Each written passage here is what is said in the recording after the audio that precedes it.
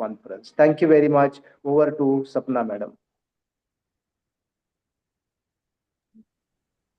Thank you, sir, for your warm and encouraging words. Next, I invite Dr. M.D. Autu, Vice Principal, Head of the Commerce Department, to brief us about the conference. Over to you, sir. Good morning. Am I audible? Yes, sir, you're audible. Yeah. Chief guest and keynote speaker of today's inaugural function of the conference, Dr. Java Kusum Singh, Associate Professor.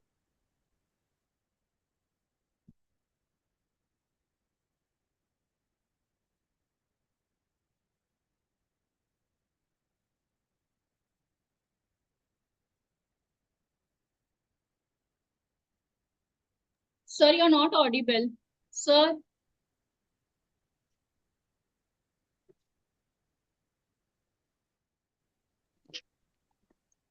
In charge principal of the college, Dr. S.B. Karande, chief guest and keynote speaker of today's inaugural function of this web conference. Am I audible?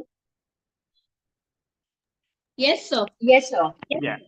Respected Dr. Java Kusum Singh, Associate Professor, Department of English, Acharya Narendra Dev Mahavidyalaya, Kanpur. Sorry, sir, to interrupt. It's not associate professor, it's professor. Okay. Yes. I will make correction. Professor from Department of English, Acharya Narendra Dev Mahavidyalaya, Kanpur.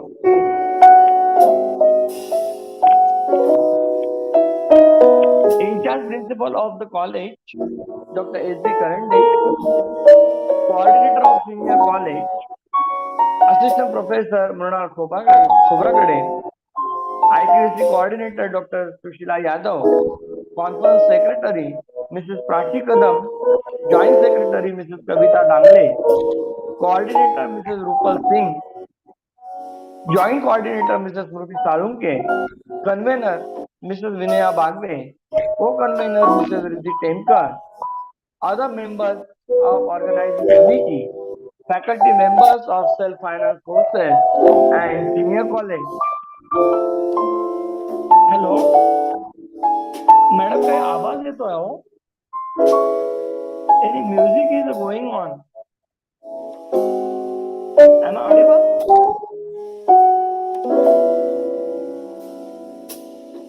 Yes, sir, you're audible. Technical team, But please look after it. music is going on. I think it must be background music. So can you stop it? Yes, sir, the technical team is working on it. Yeah. So let me stop till it stops. Yeah. Okay. It is the best practice of our college to organize national or multinational conference on a contemporary and a relevant theme. So in the academic year 2024-25, this is the third conference which is being organized by self-finance courses of our college, which include BMS, BAM, BBI, MCOM, and BSc IT.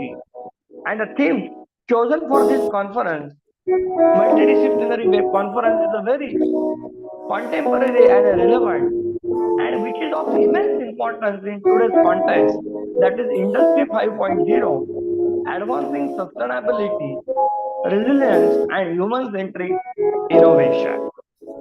As our principal sir said that total 3 conferences we have organized in this academic year. On 22nd February, Department of Economics, Political Science and Sociology organized one National Multidisciplinary Web Conference.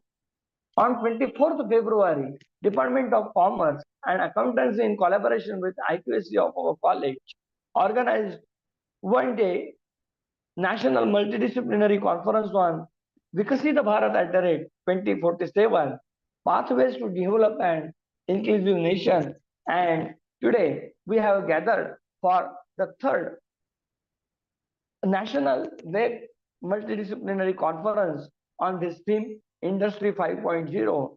advancing sustainability, resilience, and human-centric innovation. In this conference, total 3 sessions we have planned. This is the first technical and inaugural session. And the sub-theme for this technical session is social and cultural impact of Industry 5.0. And for this sub-theme, we have with us Dr. Jaba Kusum Singh Madam, Professor from Department of English, Acharya Narendra Dev Mahavidyalay, Kanpur, who has accepted our invitation and who has present over here to guide us on this sub-theme social and cultural impact of Industry 5.0. Madam will enlighten us and she will express her valuable thoughts on this sub-theme.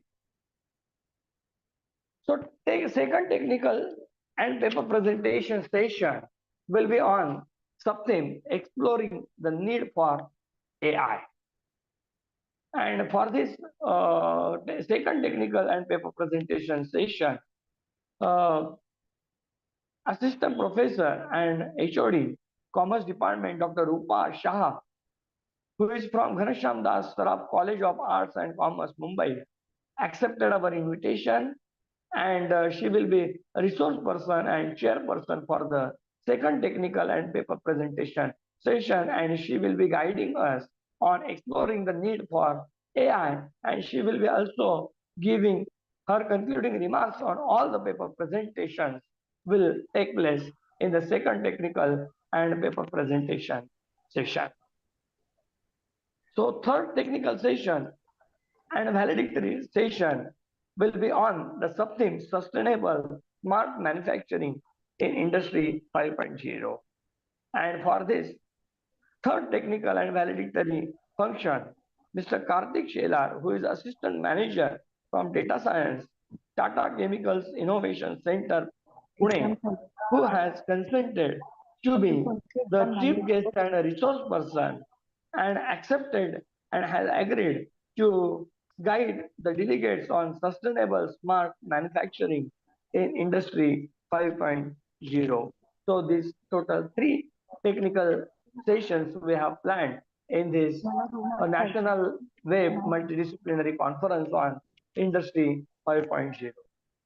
So in my opinion, Industry 5.0 is a very innovative and creative and in true sense is a unique theme which has been chosen for this year's conference. The objective of the conference is to initiate the deliberations on impact of artificial intelligence, robotics, and automation on business practices, promote sustainability through green technologies and circular economy models, focus on human-centric innovation by improving mental well-being and ethical well-being and ethical challenges of achieving sustainable development goals, and also investigate the role of new technologies in transforming the business operation, exploring the development of rural infrastructure, highlighting the importance of cyber security, and discussing the role of digital twins and data analytics in decision making and their reflections on the social, cultural, economical impacts of Industry 5.0. So this conference brings the academicians, industry experts, corporate people together to exchange their ideas, views, initiate the deliberations on impact of Industry 5.0. And for this conference, I am very happy to inform you that total 40 papers, research papers we have received for this conference, and out of 40 researchers, few of them are going to present their papers in the second technical and paper presentation session, and all our coordinators of self-finance courses and faculty members of self-finance courses, they have been making sincere efforts, very honest efforts to make this conference a grand success. And I congratulate the organizers and SSC coordinators for organizing this conference on a very contemporary and relevant theme of Industry 5.0. Thank you. Thank you very much. Over to Mohite Madam. Thank you, sir, for providing comprehensive overview about the conference. May I now request Assistant Professor Prachi Kadam, BMS Coordinator and Secretary of the conference, to introduce our chief guest and keynote speaker of the inaugural first technical session, Professor Sabha Kusum Singh. Over to you, Kadam Madam. Thank you, Sapna ma'am. Good morning, everyone. We are honored to have today with us Professor Sabha Kusum Singh ma'am as chief guest for one-day national level multidisciplinary web conference. Madam is from Department of English, ANDNNM Mahavidyalaya, Kanpur, UP. Madam holds MPhil and PhD degree from BH University, Varanasi, UP. Ma'am is selected through UP Higher Education Commission in 2003. Ma'am has 39 publications, including research paper at national and international conference, journals, and anthologies. Madam has attended 25 plus national and international conference, seminar, and workshop as participant, chairperson, as well as keynote speaker. Madam has delivered lectures in pre-PhD classes, teacher training classes, NSS, and NCC camp. Madam attended various inter-college and inter-school competition as judge. Madam edited few books and PG course material in Open University. Madam has prepared 2 modules of UCC e-page Pathshala, 3 of Gyan Sanchal e-portal of CSJM University, Kanpur. Madam is paper setter and examiner for 4 universities across the state. We all welcome you, ma'am. Thank you so much. Over to you, Sapna.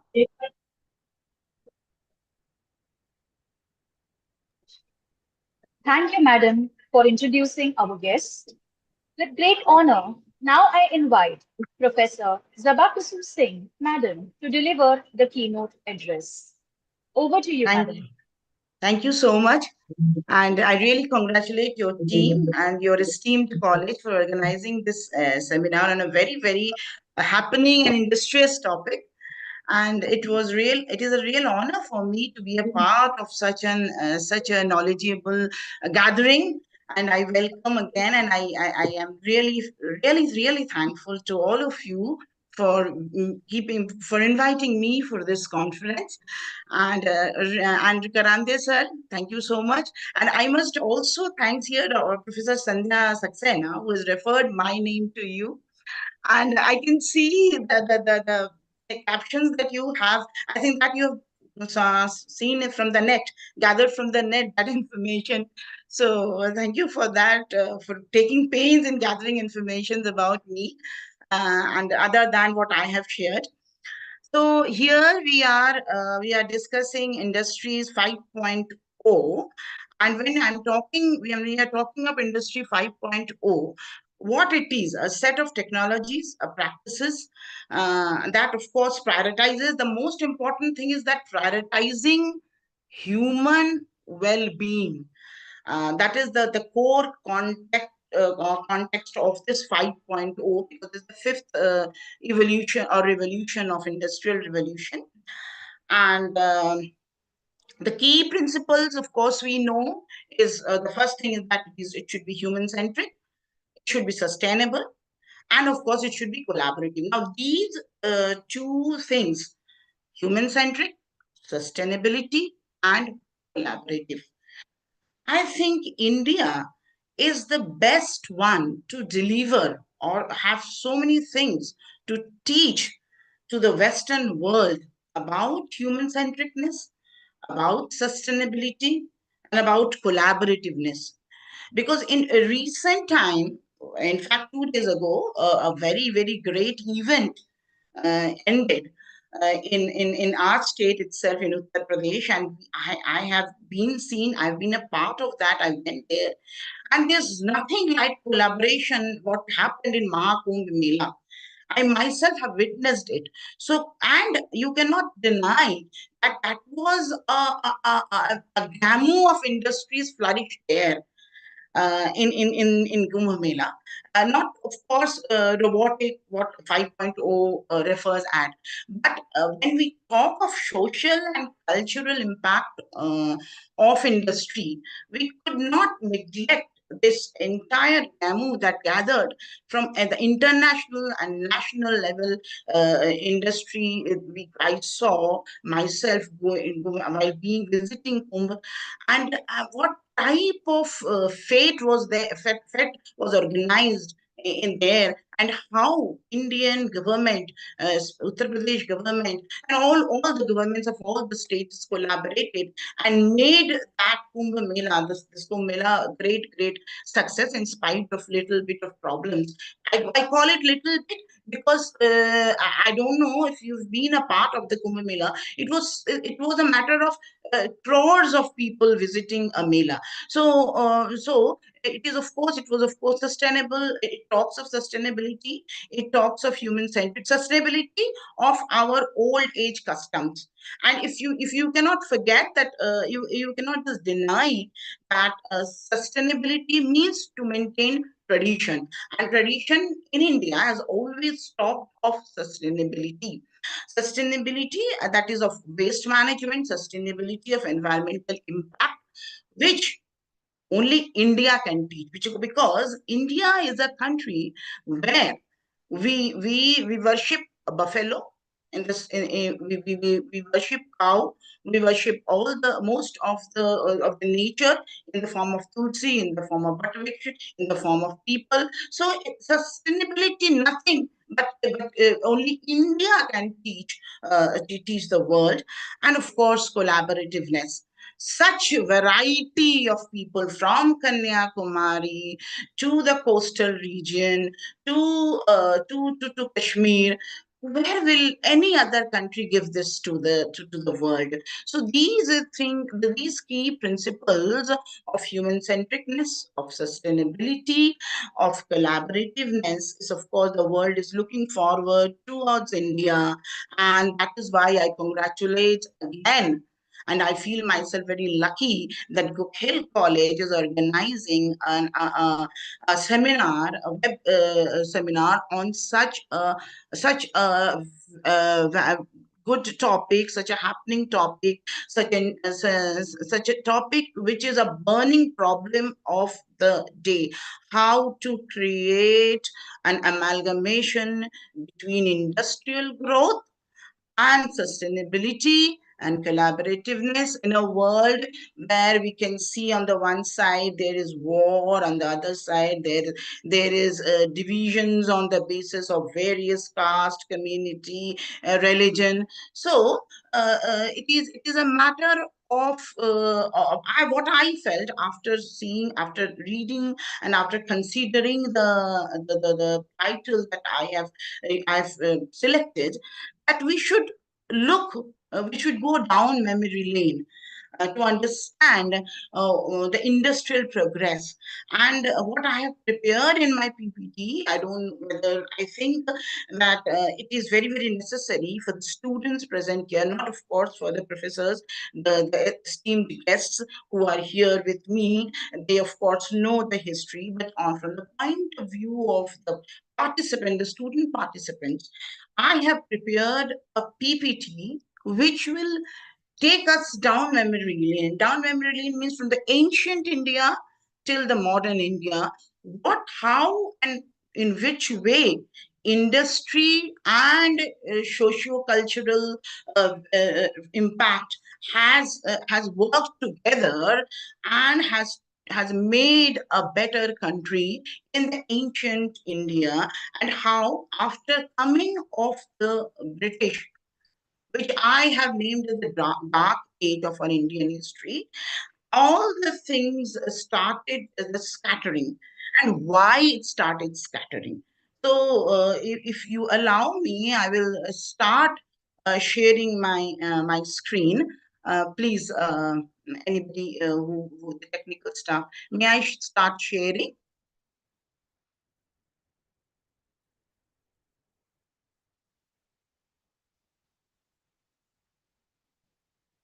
Yes, ma'am. You can start Okay. sharing the screen. Thank you. So, so this is my PPT. I think my PPT is visible. Yes, ma'am. Okay. The topic is, of course, social and cultural impacts of industry. Now, the word social means, I think all of you know, and the dignitaries who are present Sorry, here. ma'am. You can do the slide share Pardon? so it's visible properly. Okay. Is it visible now? Yes, ma'am.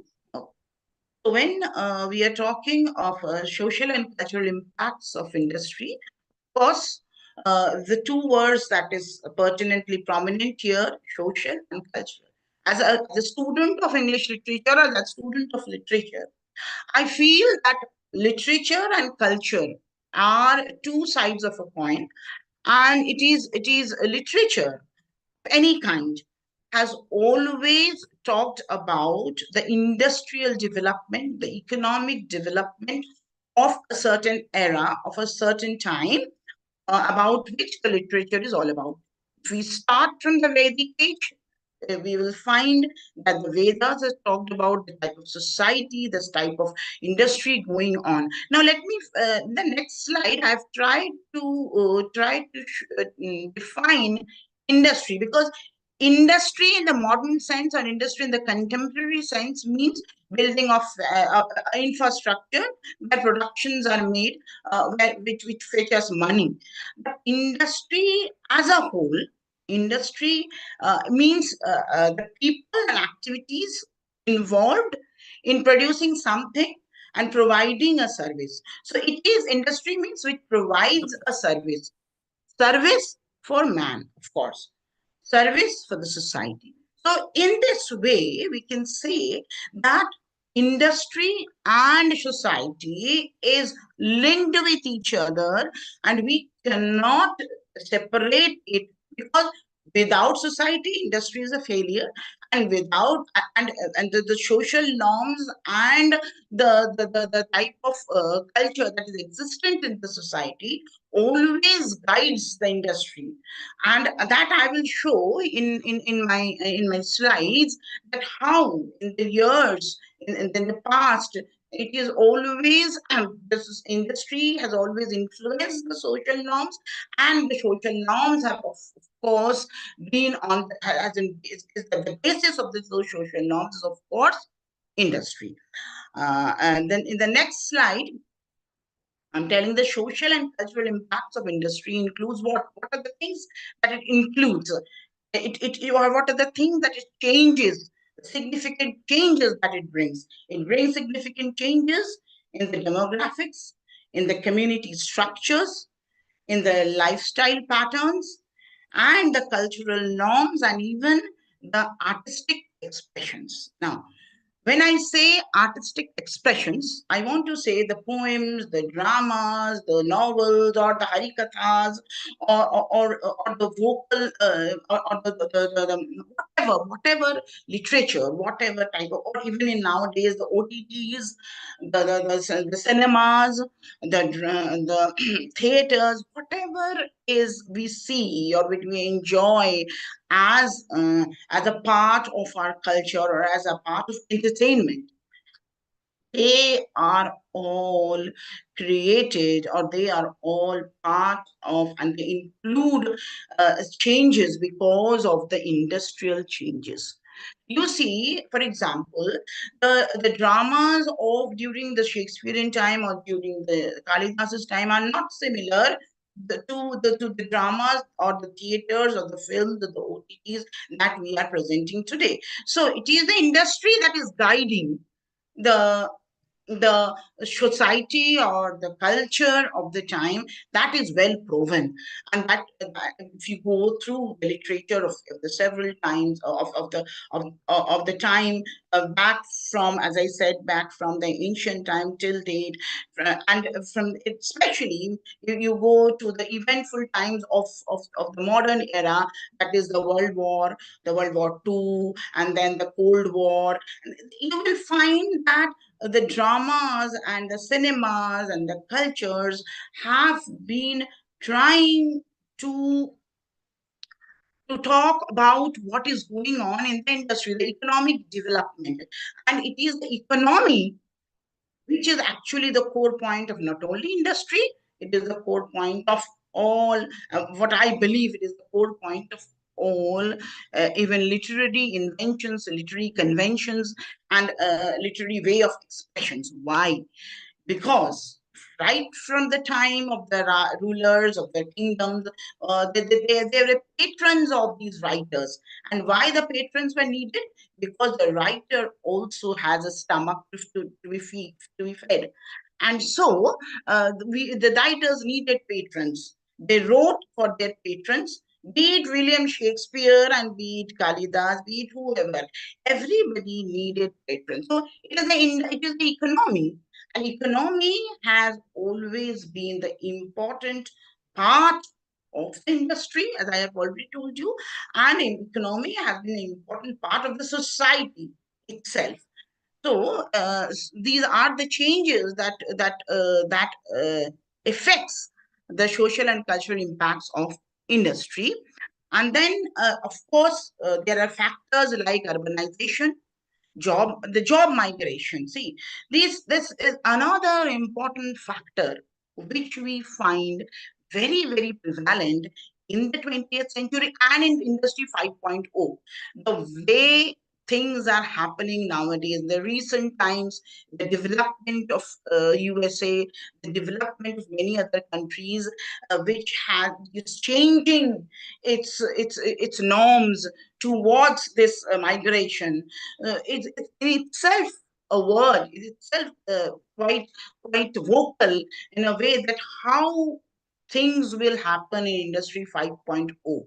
Now, here is something which India must try to show to the world, that if we do not collaborate, if we do not lead towards collaboration, we cannot meet the goals of Industry 5.0.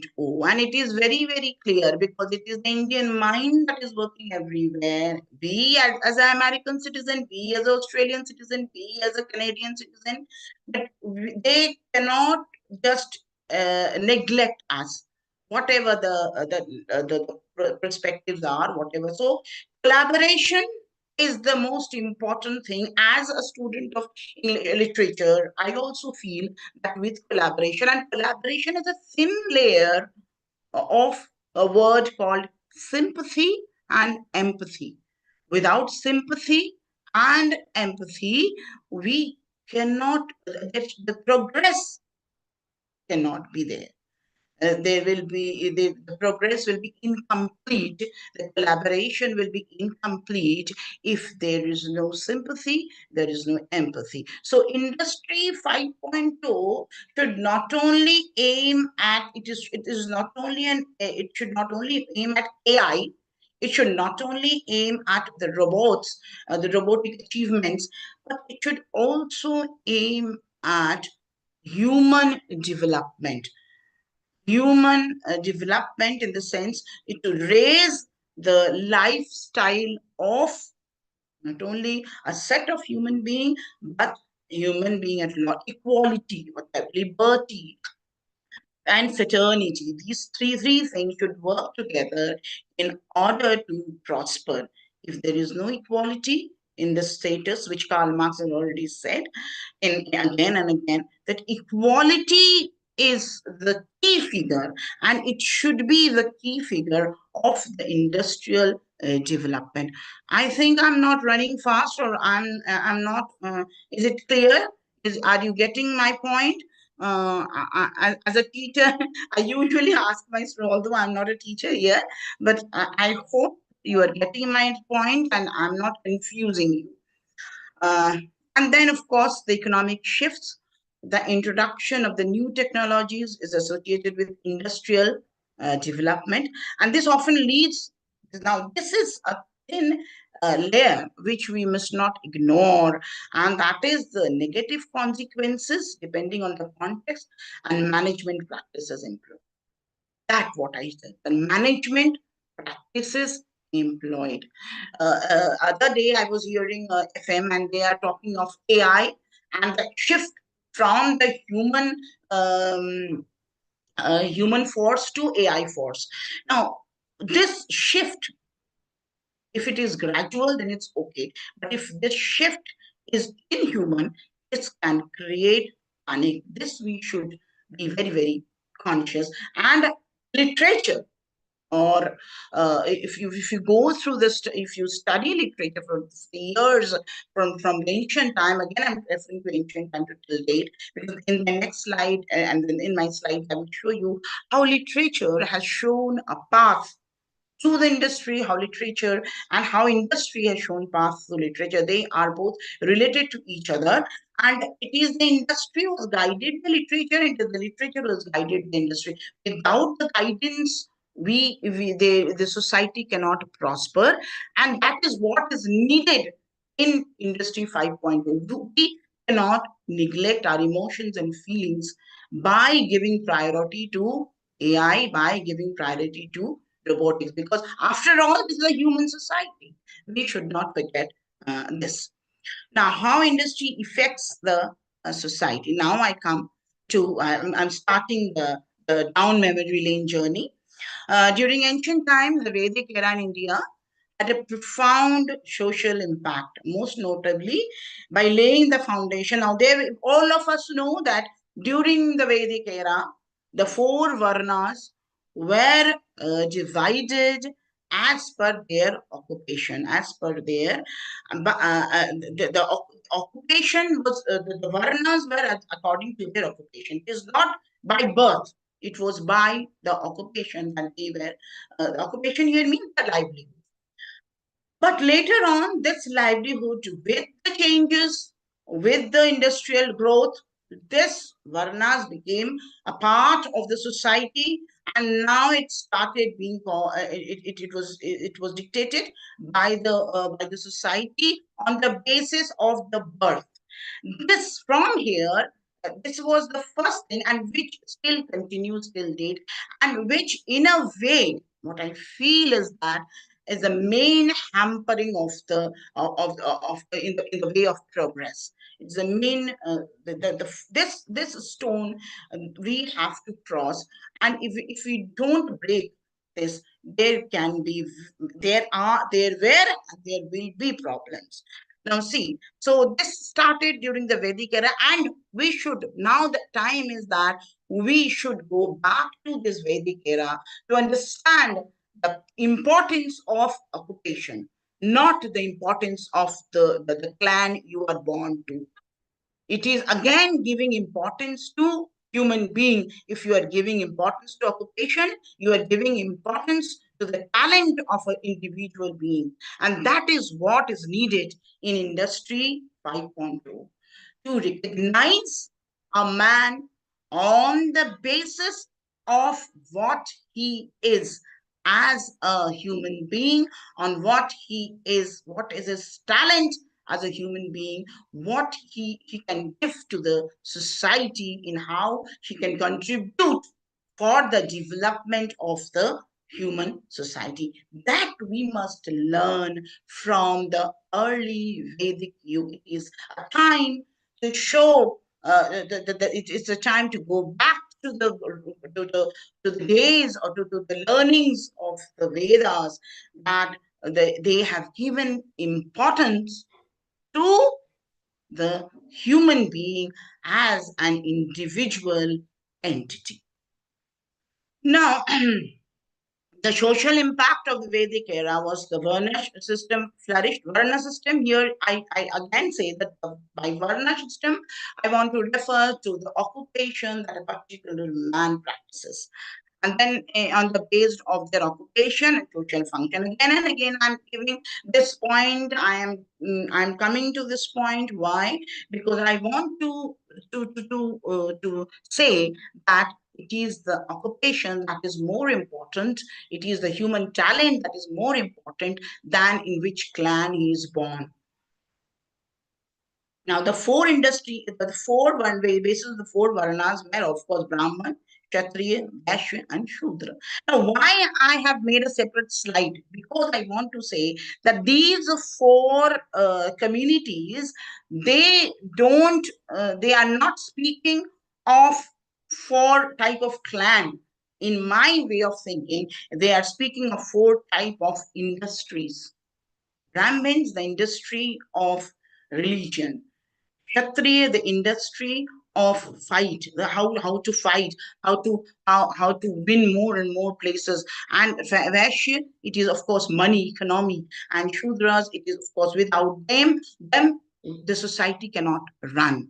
The essential part of our society is this community or these people who are doing the major job in our society to run the society in a proper manner, to create balance in the society. So these are the four industries that we are occupying. Until date, we are occupying, although it has been in a very, very bad form nowadays. We have to look again. I'm saying we have to look back to the era of Vedas, early Vedas, and try to bring some changes so that we can face boldly Industry 5.0 and we can accumulate the goodness of 5.0. Now, the downfall during the later Vedic age, the Varnas took the form of the birthright and the social scenario changes. So does the cultural scenario. For example, we can see the industrial impact in the later Vedic age, although the agriculture became the backbone. Now, although the agriculture became the backbone, but the landowners were ruling the society, that was the bad part. The landowners were ruling the society. That means the laborers were not given so much importance. And this continues till date. Although there were craft specialization, various potteries were included, and paintings came into being, and then there was weaving and carpentry and metalwork became more and more specialized. Then there is, of course, trade expansion, as we find in both Mahabharata and Ramayana. There are reference of up till Sri Lanka, and here in up till Kandahar, you can see that there were references of these places in both these epics, and so it is a proof that the industry of this during this time were very, very flourishing, and they were in a vast area. They were covering a vast area. And not only this, they were potters, blacksmiths in these book. And that is why I said that literature and industry are correlated, because it is through this book we come to know that there were people like boatman, the scavet, and there were washerman, laundryman, who is talking about Ram and Sita's relationship. You know that there's nothing to. And then we in Vedavyas, we have the charioteer, that is Karna's father, and all. So these occupations, these industries were already there during that those time, which is a proof enough, and which these things we find in the time in the literature itself. Then, and we also find that there was urbanization.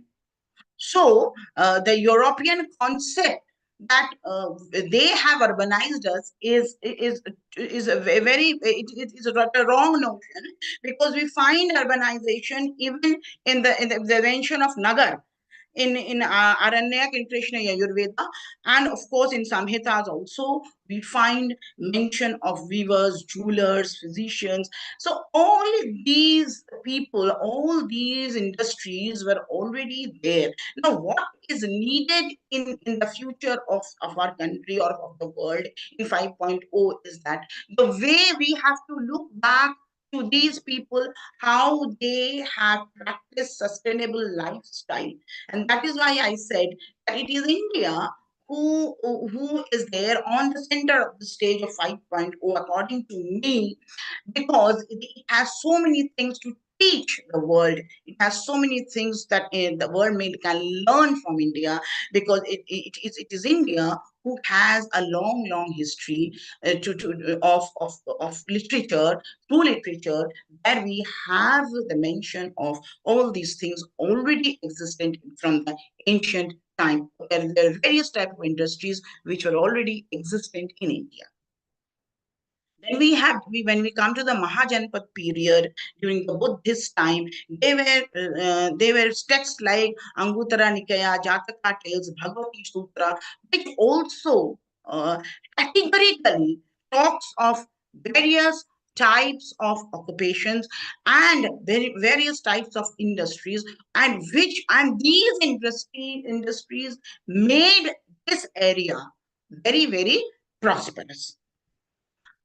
Wherein information, and so the rise of the, now see, guild system, the organization, a proper organization of craftsmen, we find and this is something which the world must learn, how to create a proper way of craftsmen, and how to make them develop, how to flourish in a proper manner. And that is what is needed in an age when we are looking for AI, when we are looking towards robotics, that with the robotics, with the AI, how we can easily build a sustainable lifestyle. Because during this time, when this build system, or there was social division of labor, this was also something new at that time. But they have very beautifully, very synchronically, they have tried to synchronize it in their society. Changes have not been very destructive during that time. So what Industry 5.0 must learn from these texts is that how changes can be very positive. Changes can be positive. How changes can be materialized in a very positive manner. Now, this, of course, we should not forget the Indus Valley civilization, the textile production, the pottery making. All of you know about this. And all these things, let me remind you again and again, were in a boom at that time. And even for being in a boom, everybody knows, or the academia present here knows, that Indus Valley civilization was one of the advanced civilization of the world at the time. And because it was one of the advanced civilization, we must learn the way they have tried to create a sustainable lifestyle during the time. That is what world must learn from during this developing period, when we're going towards, when you're talking about the fifth revolution, or fifth industrial revolution. Now then we come to the Nanda period, another glorious period of the time. And of course, they were controlling trade routes. Trade was increasing, and they were talking about minerals, coppers, iron during in the Magadha region, which was one of the flourishing region of that time.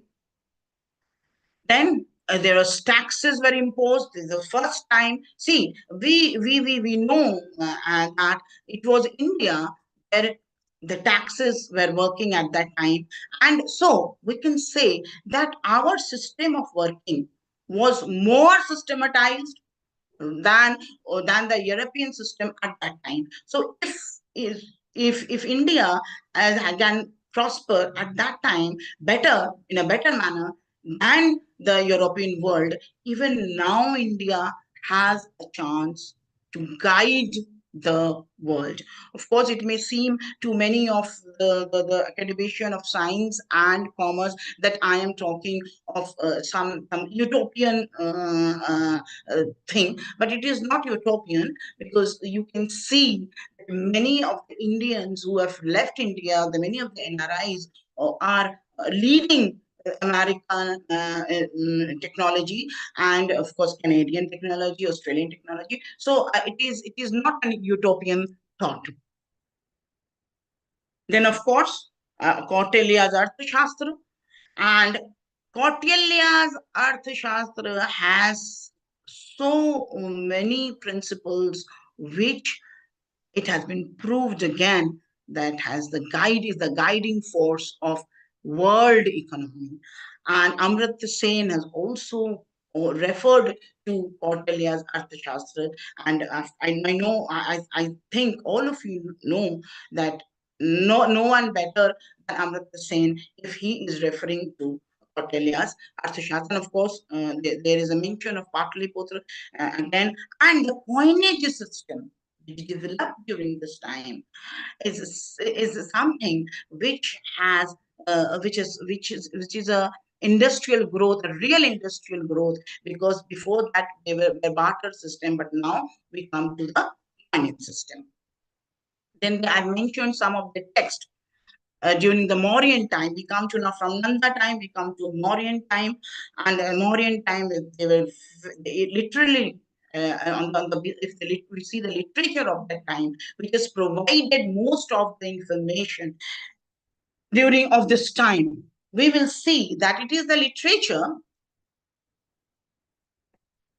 of the Mauryan time which has been an eye opener for the historians of the 20th century and the 19th century, and which has informed us that how India and Indian industry was working smoothly during the time. It was an eye opener on the fact, and it has made us aware that it is not the British who has made us, who has developed our of South Asian countries or South Asian area, but it was already developed during the Mauryan time. There are several texts. That's why I have pointed out these names of these texts to let it realize that these texts can be a guiding force for the coming generation, for the coming industrial development also. Now, the important industries, the trade network, the currency system, that the Mauryan, and one the important thing is that, see, at that time, the Mauryan Empire used punched mark coins. So it is not something new for Indian civilization that there were punch mark coins even at that time.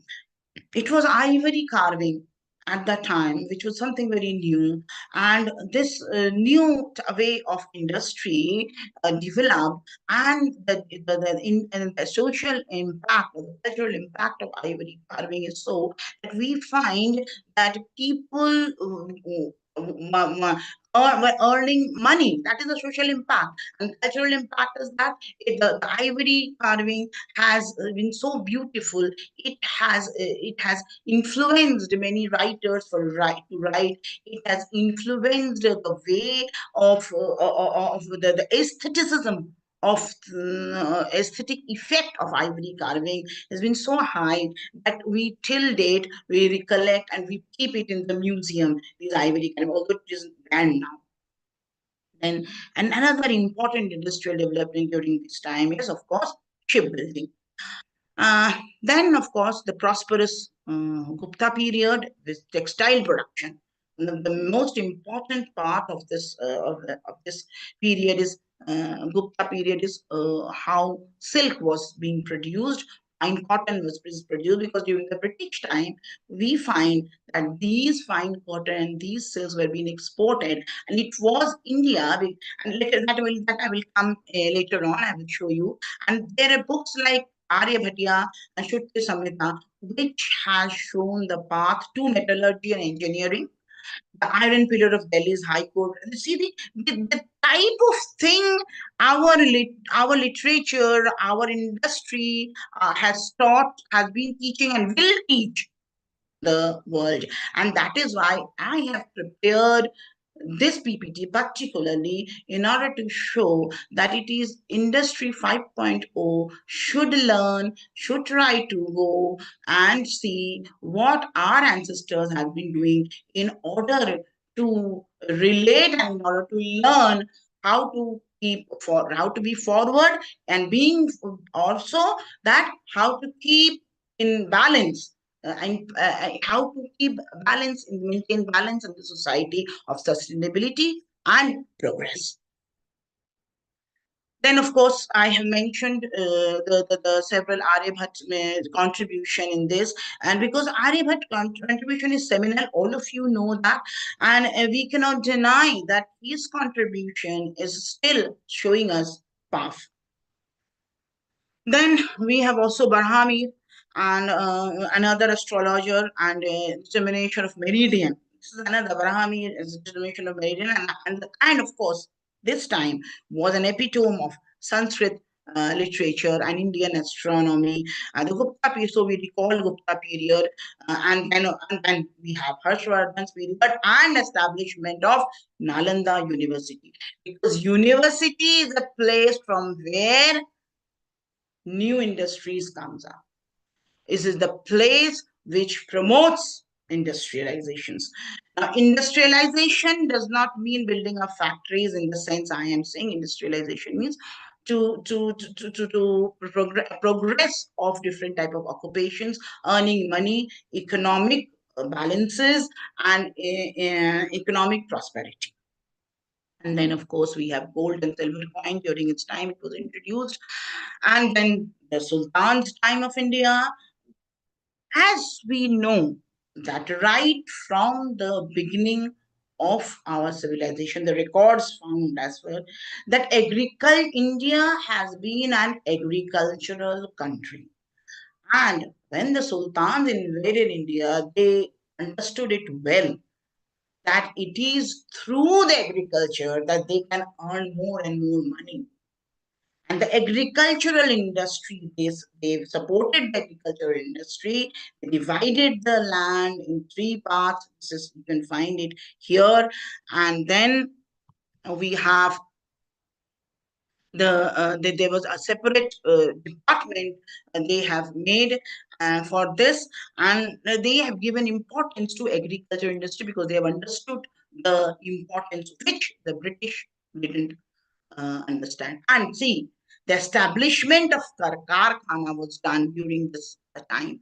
The industry, the modern industry starts here, Karkhana or factory. So it is not the British who was put the founding stone of industries in India. It was the sultans who came and they started Karkhanas. Then we have, and all these are documented in Amir Khusro. That's why I have given a special mention of Amir Khusro. And there were chronicles, biographies, and travelogues during this time. It speaks about the industrial growth of the Sultanate period, and that's why the industry and the culture are correlated, which is what I already told you. Now, during the Mughal time, they were very, very famous for their architecture, and this architecture, as what it has done, it has created job for hundreds and hundreds of people. And they have, because job creation means the livelihood creation. So in this way, during the Mughal period also, we have creation of jobs the architectural industry was in a boom during the Mughal time. Other things that Mughals time were Jari technique, which still continues, the Persian influence of Mughal art, which still continues, and the technique of the stone craft, which still continues. And all these things can be seen as a part of Industry 5.0, which can also give a boom to Industry 5.0 because it has the theme of sustainability, it has the theme of collaboration, and these things. So we cannot forget that the industries, the age-old industries that are still, we should look forward to these age-old industry. We should not neglect them in the rat race of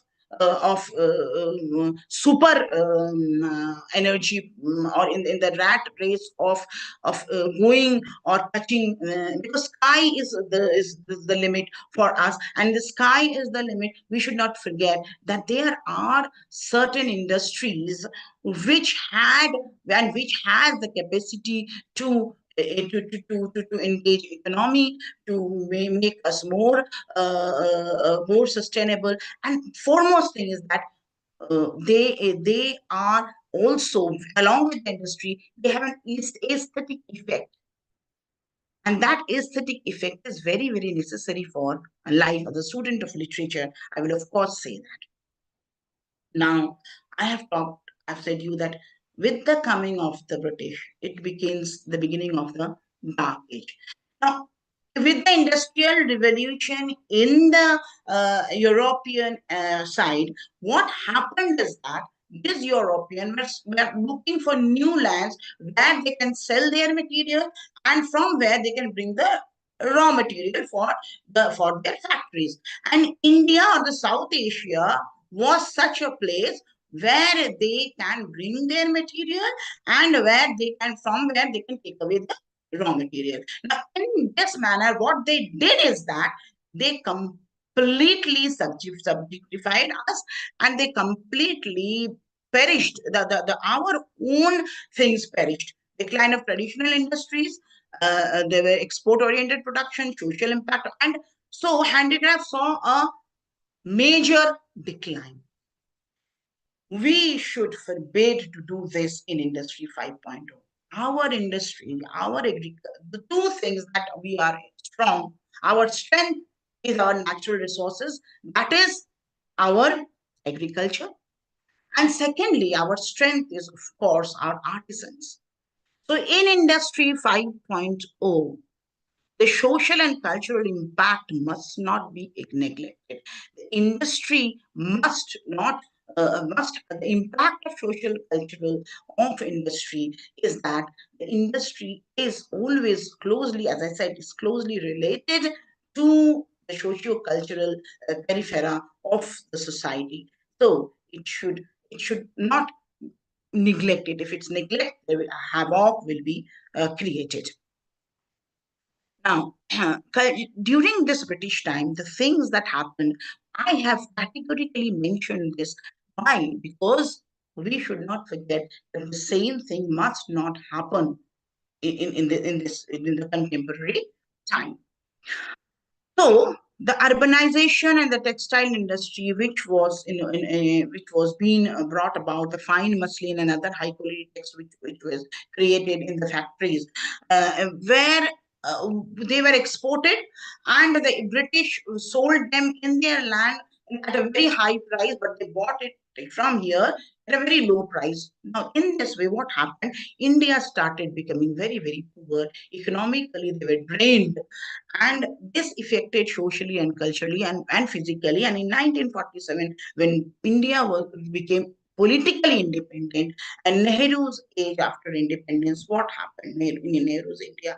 Nehru, although talked of industrial revolution, Nehru although talked of industrialization, but the war, the Indochina war, brought a stoppage in everything. Now, I'm trying to say when I'm mentioning the war, because in the present scenario, what we find is that in most of the places of South Asia, or in the Arab country, in Russia, in Ukraine, most of the part of the world, or you can say that 1/4 part of the world, is busy in internal fight.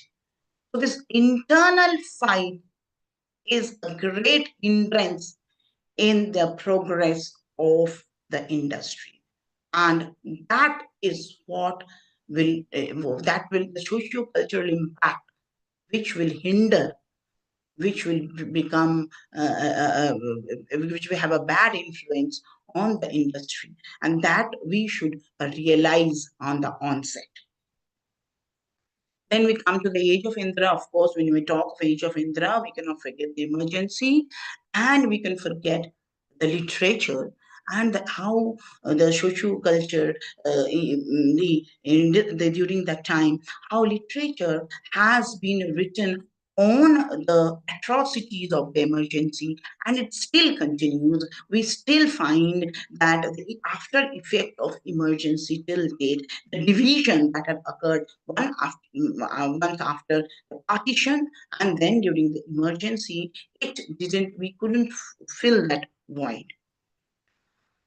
But 1991 brought an industrial growth relatively, and then we have a boom in our Indian society with the liberalization policies, and till date we find, I end my slide with the contribution of industrial growth, the economic liberalization, the removal of licensing, the infrastructure development, the investment in transportation and power generation. All these things, as we find that industrialization, factories, the computerization, the AI, the robotics, how they have impacted the society, and how industry has impacted the socio-cultural venue of the of the art and literature. Why? Because if you see the OTTs, if you read the science fictions, if you read the dramas, if you see the cinemas, you will find that industrialization has been a very, very huge effect on the grooming up of a society. It is the industry which is, in fact, there is a term named as culture industry. The culture industry has always been a part of the society, and it has always been the guiding force of the society. Although the term culture industry has been used negatively, but we should not also forget that the culture industry includes mass, and this mass includes the society. This mass includes talks of the economic development. This mass signifies the way the society will be in the future time. So, in a way, what I want to say is that when we are talking of Industry 5.0, we should not forget that. Let me first stop sharing, and then I will come to the main point. I will conclude my lecture. I think that I have been understandable for all of you. If the thing is something you have not followed, you can ask me questions.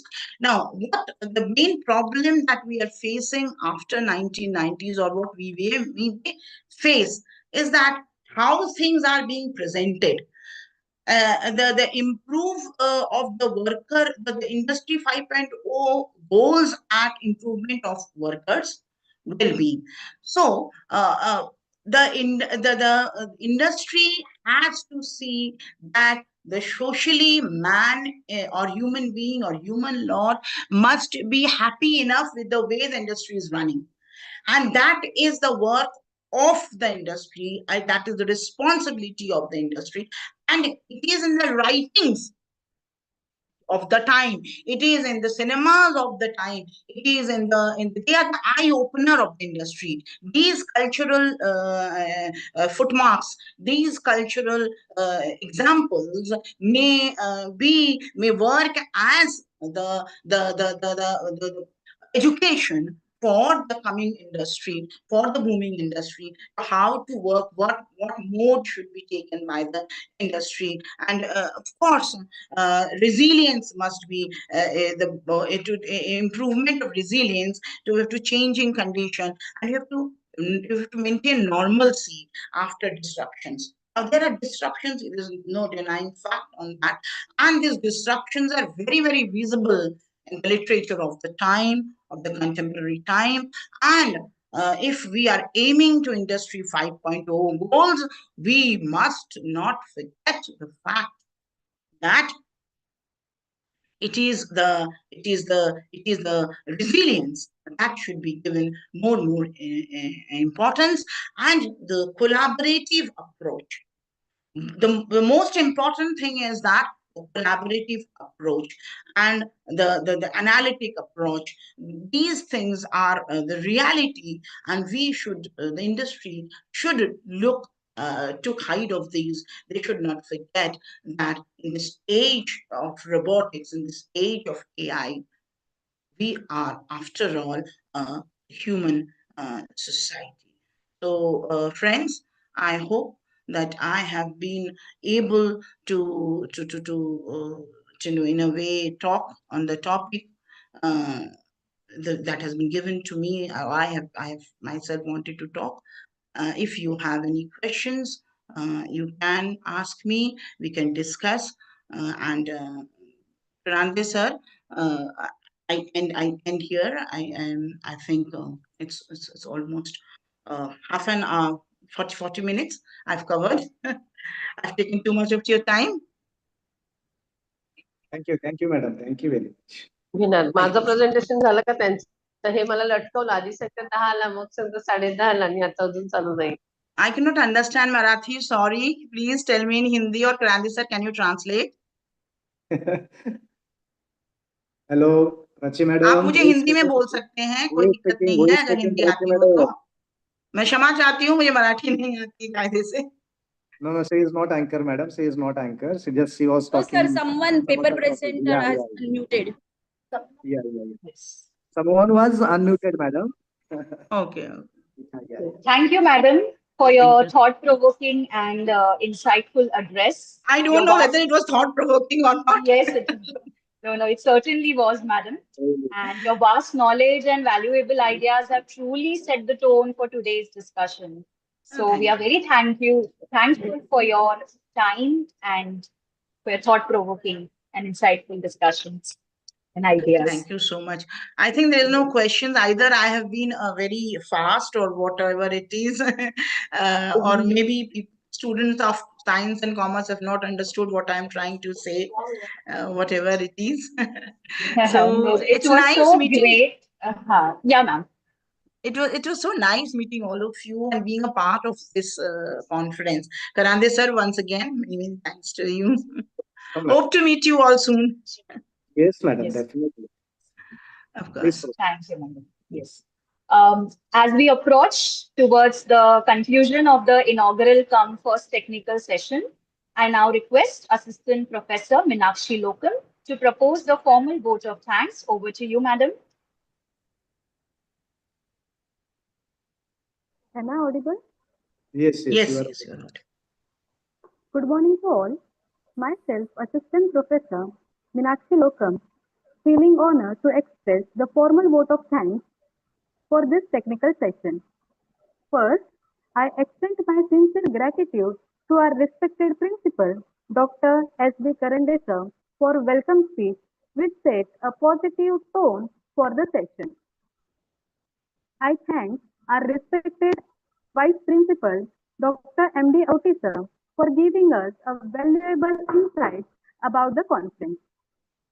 A special thanks to PMS Coordinator, Prachi Kadam Madam, for gracefully introducing our today's chief guest and making us aware of her remarkable achievements. I thank our chief guest and keynote speaker, Professor J.K. Singh Madam, for accepting our invitation and delivering such enlightening keynote address.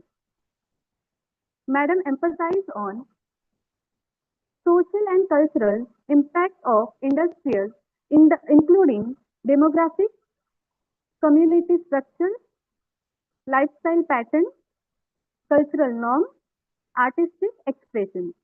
Ma'am highlights how industry affected the society. Ma'am also emphasized on ancient India and origin of industry, which truly enrich our knowledge.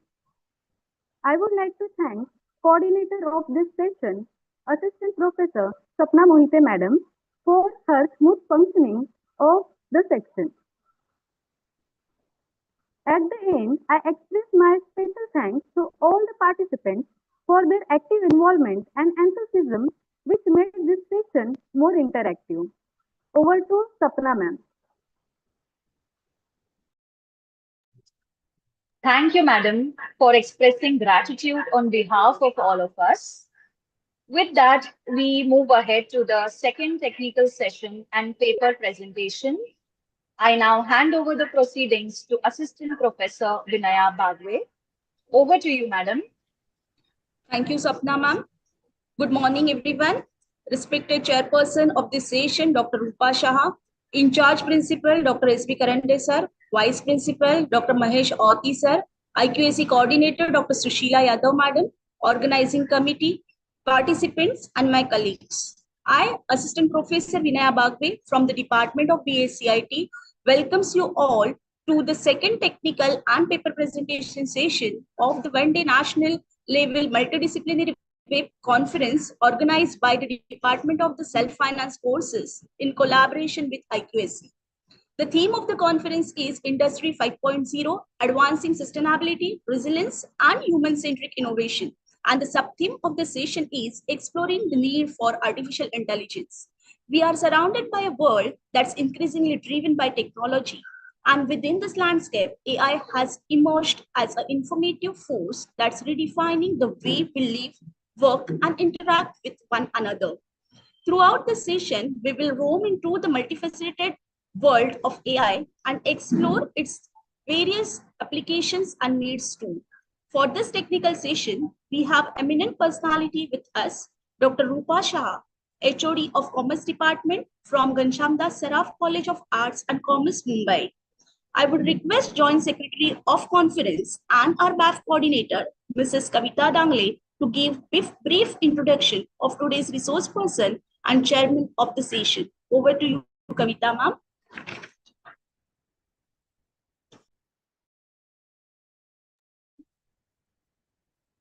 Thank you, Vinaya madam.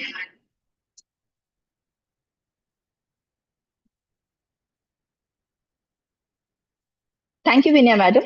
It is my privilege to introduce Dr. Rupa Shah as the resource person and session chair for this technical and paper presentation session at the one-day national level multidisciplinary web conference on Industry 5.0, Advancing Sustainability, Resilience, and Human-Centric Innovation. Dr. Shah is a distinguished scholar and researcher with over 14 years of teaching experience. She currently serves as the assistant professor and head of commerce department at Ghanshyamdas Saraf College of Arts and Commerce and is a recognized PhD guide in commerce at the University of Mumbai. Madam has guided several research scholars and played a key role in advancing academic research in business and commerce. Dr. Shah is actively involved in curriculum development, research mentoring, and academic leadership.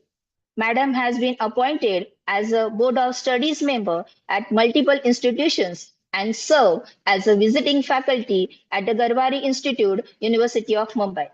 Her research focus on business ethics, advertising, marketing strategies, and the integration of technology in business practices.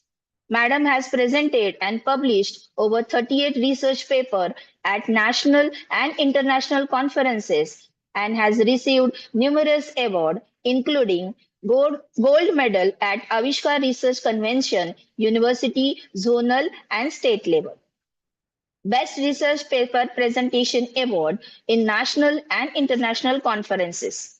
Award of Excellence in the Research by SIRFE 2024. On behalf of our Gokhale College and Self-Finance courses, I welcome you, Madam. In today's session, Dr. Shah will be sharing her insight on the sub-theme Exploring the Need of AI, focusing on how AI is reshaping Industry 5.0, driving sustainability, resilience, and human-centric innovation. She will explore the practical application of AI in business and fitness, in education and future of AI, and the ethical consideration of AI adoption in various industries. Her extensive academic expertise depth of research knowledge, and deep understanding of AI in business application make her an invaluable speaker for this session. Once again, I welcome you, madam. Now, the virtual platform is yours, madam. Thank you so much. Thank you so Over much. to you, ma'am. Thank you, ma'am. Am I audible? Yes, ma'am. Yes, you're audible. Okay. So, first of all, thank you, Kavita, ma'am. Such a lovely introduction that you gave of mine. So, without any further ado, let's start today's session. First of all, I would like to thank Gokhale College for keeping such a valuable theme, that is the need for the art today. And therefore, AI is very useful now, and it is basically everybody's choice. But exploring AI with ethical considerations is what we need to think about. And that is exactly what I will be talking about. So in just a few minutes, I'll share my screen. And madam, can I share my screen? So have you made me the host so I can share my screen, madam?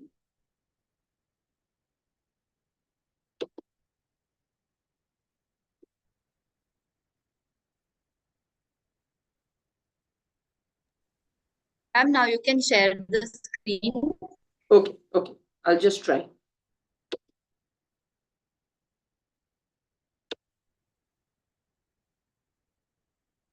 So is my screen visible? Yes, ma'am. Okay. So just give me a moment.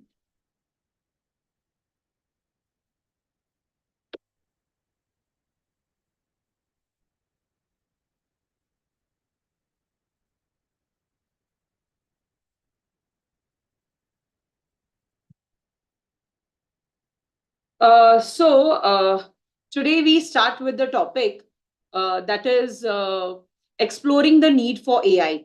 So basically, AI is a very fascinating world where everything is transforming and various sectors are developing because of AI.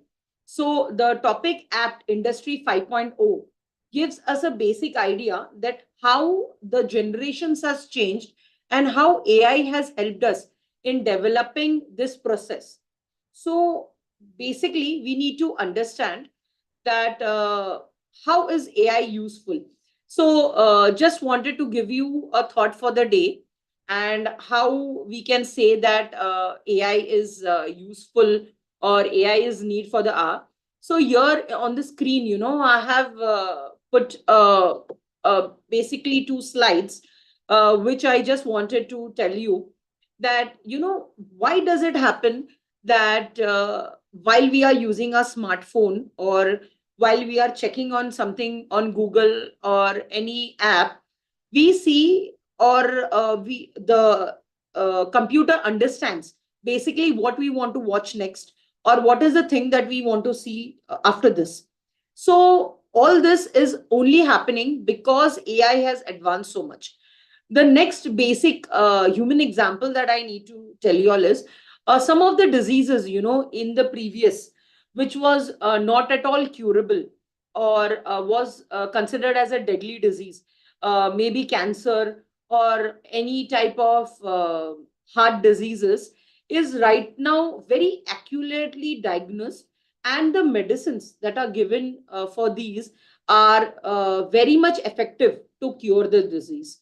So this is because AI has helped us in understanding the human nature in a much better way and helped us to advance things in a more appropriate and an affectionate way.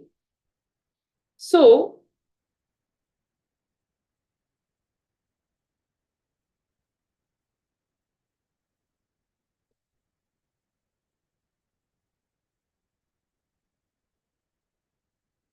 I'm just changing my slide, 1 minute.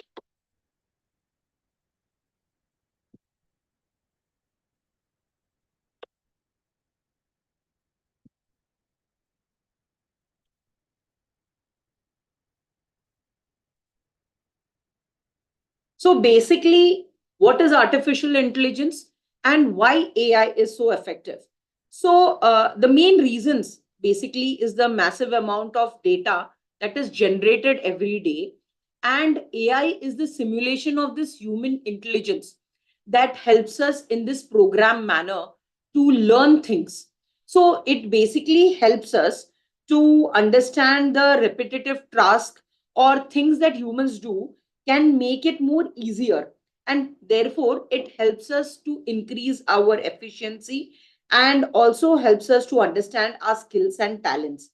So basically, AI enhances our decision making skill, and it provides a data driven insights that helps us make more informed decisions. Like, I have given an example here, that is pattern recognition. So basically, many people have kept pattern recognition on our mobile phones. So how, the smartphones detect the pattern, and it can unlock the process. And through face recognition or voice recognition, these things can happen. Next, we can speak about machine learning. So, like, the medical imaging, like X-rays or MRIs, that has made our world much more easier. And using problem-solving skills, like the multiplication, like 243 into 365. I really don't know the answer for this, but AI will give me this answer in just a second. So AI has this kind of intelligence that makes human life more easier by helping us to go through all these kind of processes. Now, if we talk about evolution of AI, we all have seen this screen somewhere or everywhere. But AI has helped us in various processes, like from the era where Alan Turing helped us to understand the rise of machines, to the learning of how BM's Deep Blue method helped in defeating Gary Kasparov, okay, in the chess events, or how AI in the real world has helped us in the healthcare industries, or autonomous vehicles, or helped us in robotics or business, has created a lovely image that AI has not only handled human problems in a much better manner, but in recent years to come, here I have mentioned the eras and the ages that we have from 1998, 1908 to 1201, where all this system was changing to the machine learning method. AI has really helped us in our decision making process. Now, there are, if we can say, various types of AI. Now, the first one that we would evaluate is as narrow AI. So when I say narrow AI, it basically means the most important gadget that is there in our life, like Siri or Alexa, whom we give our command, and through our voice recognition, they understand our commands, and accordingly the work can be done. Next, we can also think about Netflix or Amazon Prime, where they narrow down our recommendations, or they help us understand what is required for a specific domain or a specific task. Whereas general AI is where in our day-to-day work, where we are performing diverse roles or human-like tasks, which supplements things and helps us to do the work. So where a human is no longer required, but automatically things are being done in a certain manner, which helps us in using those kind of gadgets. Now, we need to talk about how AI ethics and regulations really help us in doing certain accountability or certain tasks. So basically, the future of AI holds exciting possibilities. But with this, we need to understand that is AI really working with ethics? Because there are certain things like data privacy, where people don't use AI in a proper manner, and they don't our personal data is sent everywhere, and it is being used by wrong ways. So right now, banking frauds or other frauds are happening very easily. Sometimes, you get calls from a loan department saying that you can avail this kind of a loan because you have that credit score, or through AI they understand that this person is earning a lot, and because of that they can use those information in a negative way. Next, we need to understand that there has to be transparency while using AI. So when we ensure that we use AI, we need to be very understanding to what extent we can use AI in our daily task, or reuse those data in our personal way. Accountability. See, holding AI accountable for various factors is not right. Now, for example, as we are in a research convention, uh, before, when we would do research was much more focused and much more streamlined. But now, when there are various apps available and various technology available through AI, research scholars tend to use it in a very different way, and they don't feel accountable for it. So we need to understand that we need to use AI ethics and use our personal interest first, rather than using AI everywhere and anywhere that is available to us.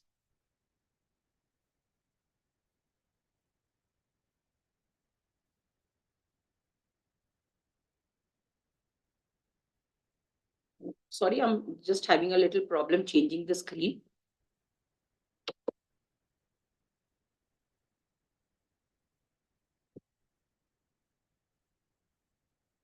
Just give me a moment.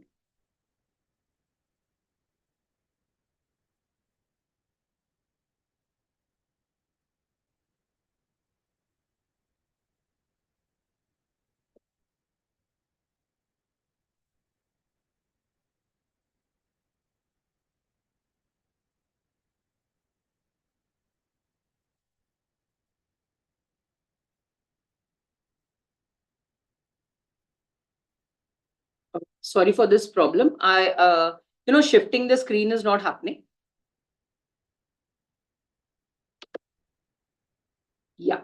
So growing demand of AI. Now, through a lot of explosion of big data. So when I say big data, we really need to understand that information is available everywhere and anywhere that we want. So there is a huge explosion of ideas or information. Now it is up to humans to understand how much do we need to use it, and how much can we do it on our own.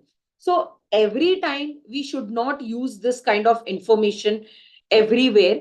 And because of this big explosion, through Instagram, Facebook, through Google Assistant, we get all the information readily available. But is that authentic? We really don't know. Next is, AI driven automation or rise of automation. Now with automatic cars, or, Tesla and other companies coming in, now things have become much more easier. And because of that, AI is very much in demand.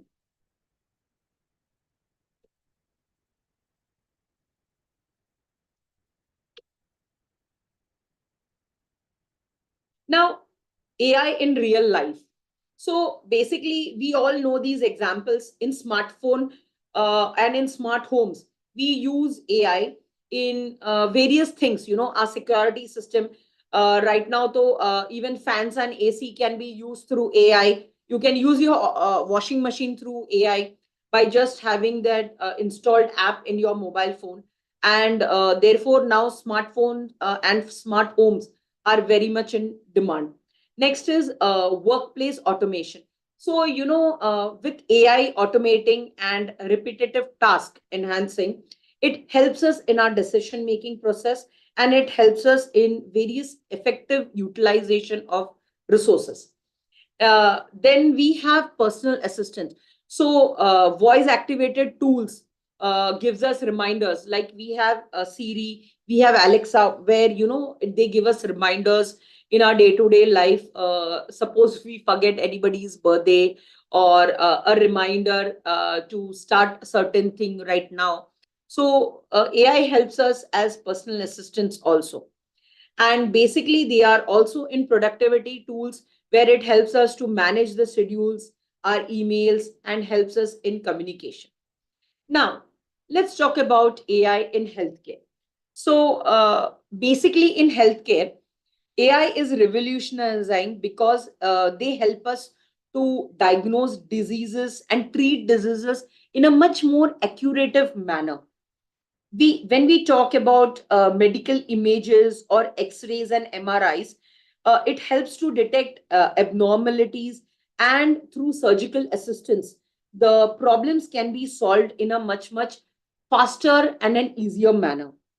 Now, let's talk about certain diseases which I just spoke earlier, like early detection of cancer can purely cure cancer, and right now cancer is not considered as an incurable disease.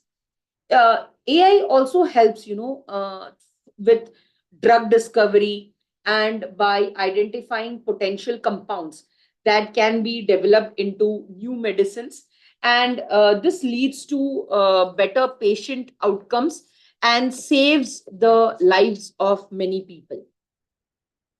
Now, when we talk about AI in business and fitness factors, so basically AI helps in understanding fraud detection very easy. Sometimes you must be thinking that how does a bank very easily detect fraud?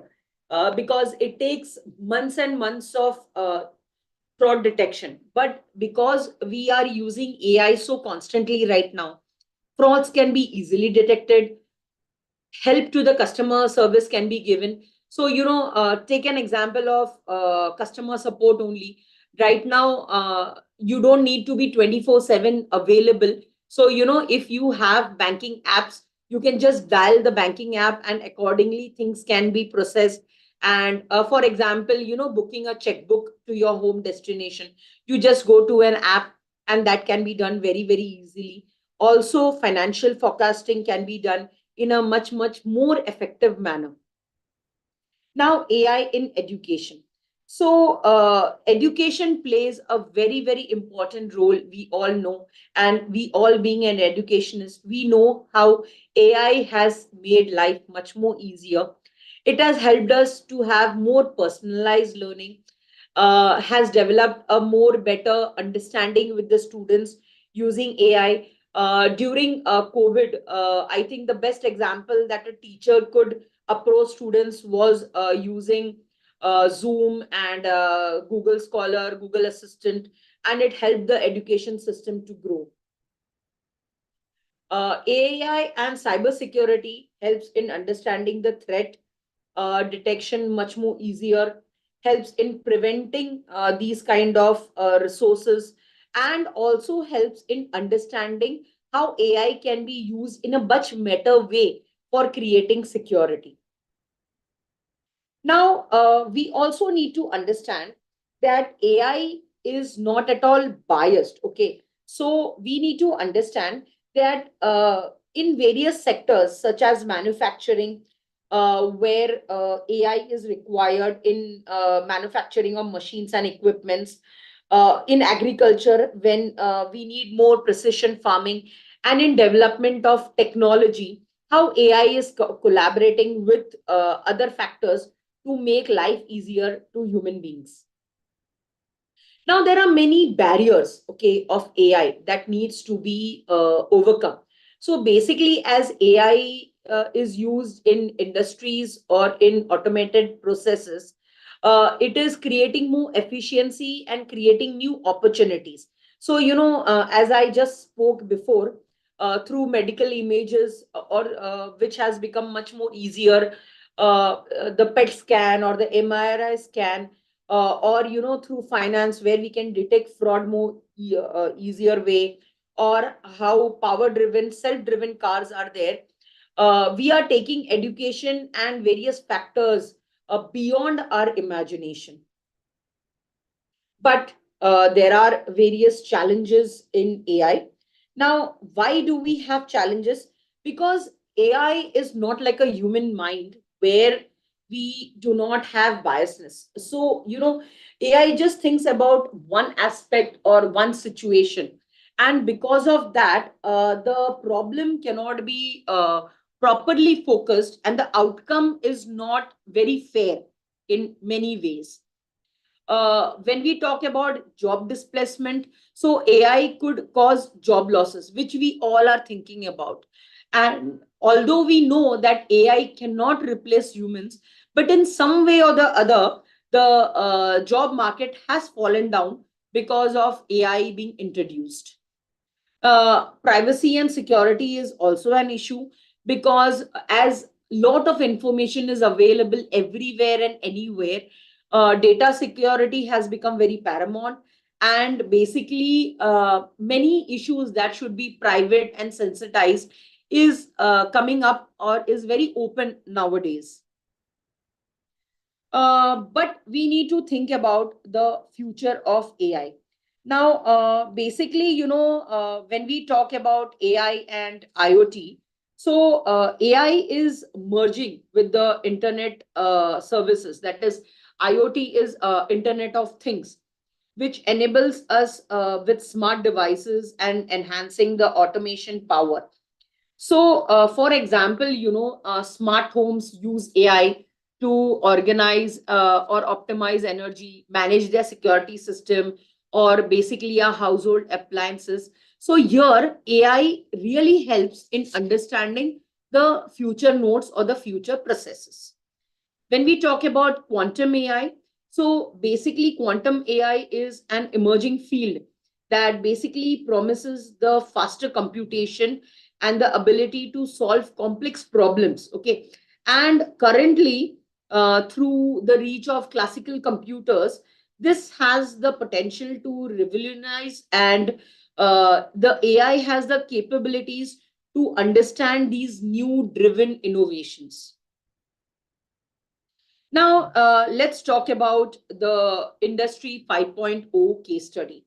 So basically, as the need of the hour or the conference theme is Industry 5.0, human-robot collaborations, optimization, and the data analysis all help in creating more specific roles. Okay, so for example, when we talk about data analysis, so when we talk about human-robot collaborations, so autotech innovations, recognized nowadays to integrate more flexible and collaborative system, which we call as collaborative robots or cobots, are working hand on hand with human workers. So this can be used to handle dangerous tasks or repetitive tasks where humans can fail. But because of cobots being used, cobots personally have more precision in doing tasks, and they can assemble things. Like, for example, if I talk about cobots assisting in assembling complex car parts or doing some customer tailored work, then cobots help in various ways and can be used in certain technological aspect. When I talk of automation, we have already discussed how automated machines can help in integrating or using more smart driven cars or more technological driven machinery in a much profitable and proportionate manner. And optimization, when I talk about, our work can be done in a much easier manner. See, before computers were launched or smartphones were launched, the task was not that easier than it is right now. At a click of a button, we get a lot of information, or we can do a lot of work easier and in a less amount of time. That can help in creating more energy or saving more energy of human beings. So here I have talked about personalized healthcare. So when we talk about personalized healthcare, we can talk about that AI has made healthcare industry much more predictive, much more proper, and this has enhanced the sources that can create more demand for these kind of products in the market. Predictive diagnostics, when I talk about, so right now we can predict at a very simple stage how this work can be done or how this process can be taken into consideration after a certain period of time.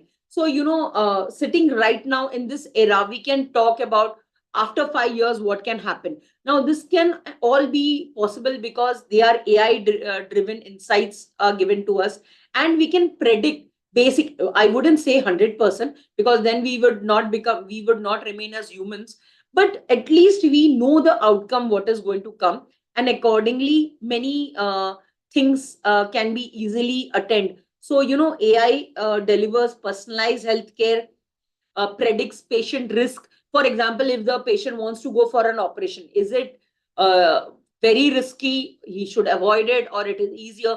This can be predicted. And basically, timely intervention and improving the patient outcomes helps the patient to understand or live a long life.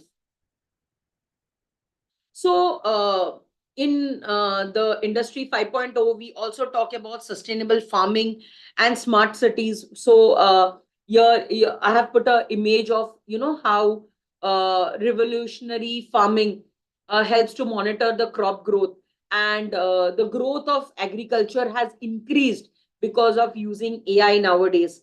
Smart cities, we are going towards that era where smart cities are developed. Now, AI basically manages the city traffic, so therefore it reduces congestion. So, when you see everybody uses Google Maps nowadays, and we also understand that where the traffic is huge and how we can go through an easier path.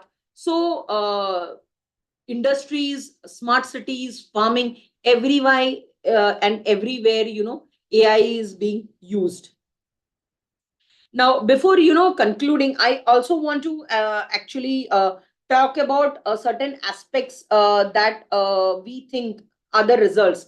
So basically, if we talk about this slide where we talk about smart cities, so our productivity has improved.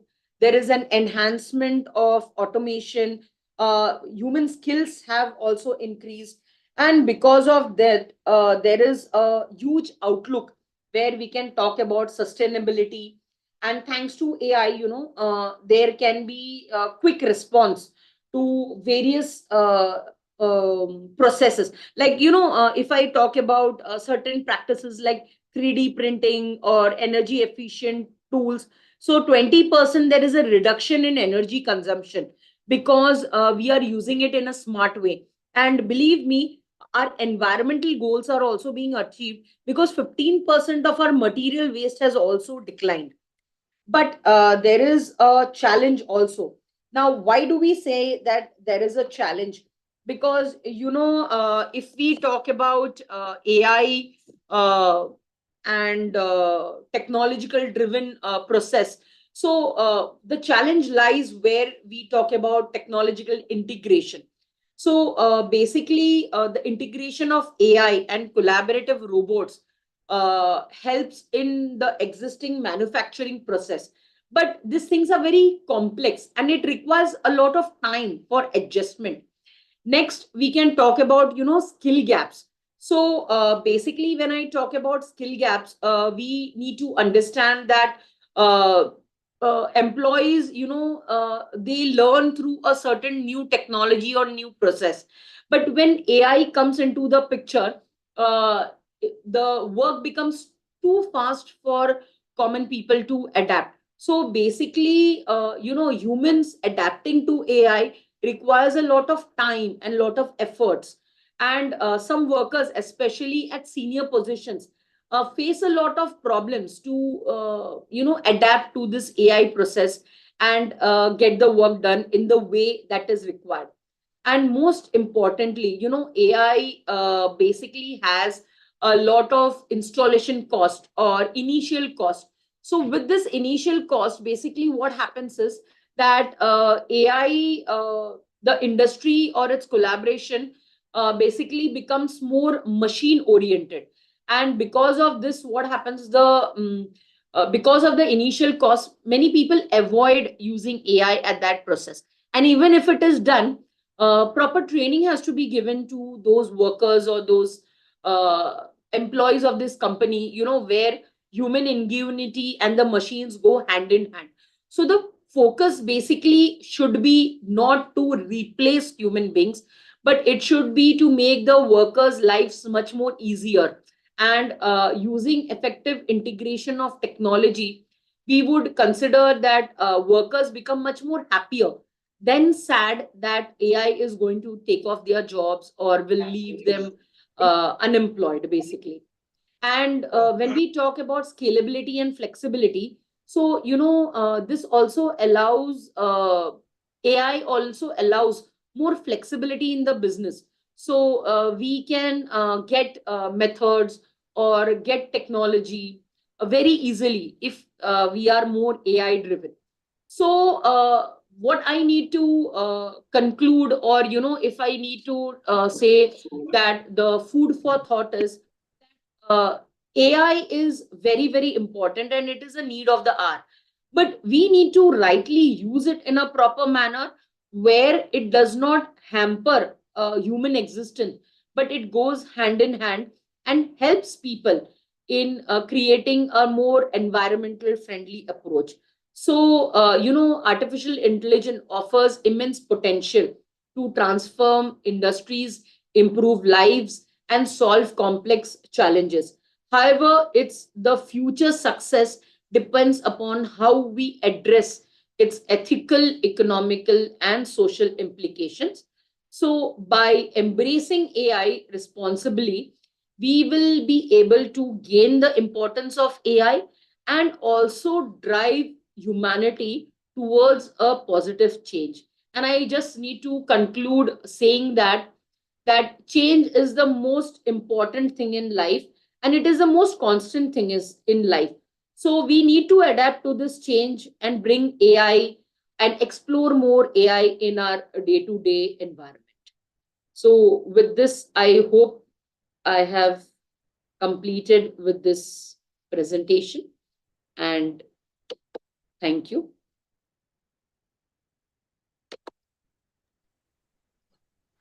Yes, thank you, madam, for sharing your thoughts on the term of AI ethics, regulation, and also the unimaginable solution with the growing demand of AI in different areas. With the permission of the chairperson, we will start with a paper presentation session. Only an instruction for the paper presenter. You will have 7 minutes to deliver your presentation. First, I would like to invite Ms. Chinmaya Bari from NB Mehta Science College, Bodi, to present her paper on the title Artificial Intelligence in Personalized Banking and Customer Behavior. Over to you, Chinmaya ma'am.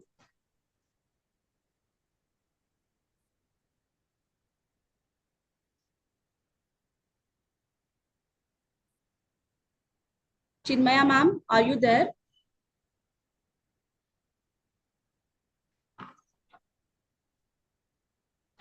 Okay, we can proceed with our next paper presenter, Vaishnavi Kulkarni ma'am from Thakur Shamnarayan Degree College. I request ma'am to present your paper on the title, The Role of Digital Payment Methods in Small Business Accounting in Industry 5.0. Vaishnavi ma'am. Hello, am I audible? Yes, ma'am. Okay, can I share my screen? Yes, ma'am, you are already a co-host. Okay, okay. Just a moment, ma'am. Yes, sure.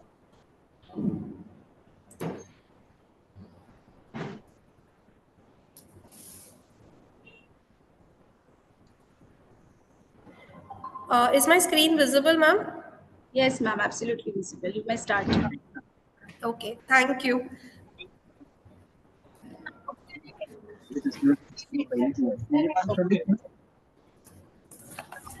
Just a moment, ma'am. Yeah.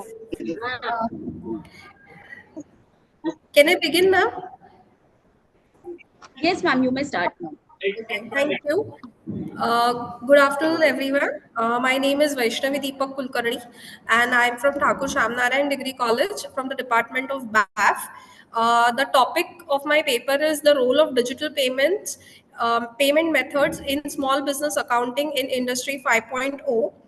It is a privilege to be here today and talk about this topic because as we are transitioning into the industry 5.0, the small business are also evoluting in some ways. There is an evolution in the way they are doing their business, and hence digital payments are helping them in a very good way.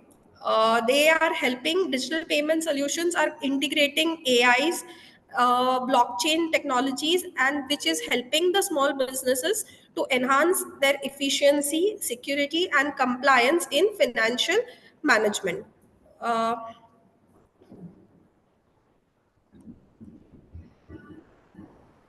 uh, the contents of my slides, as you can see, is first is introduction, then is and then I'll proceed with the objectives, then I'll talk about the evolution of digital payment methods, then role of digital payment methods in small business accounting, then research methodology, limitations, literature review, challenges in adopting digital payments, and future of digital payments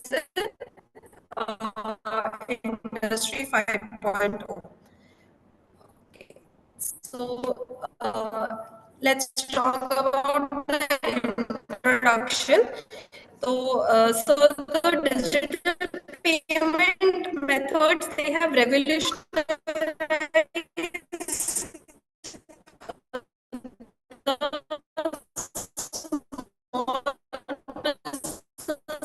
accounting by improving cash flow management, tax compliance, and financial reporting.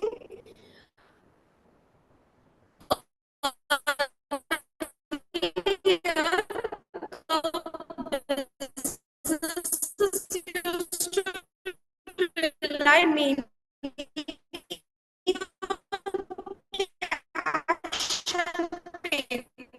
paper-based transactions, like cash and only checks were the prominent way of doing the business, or rather accepting payments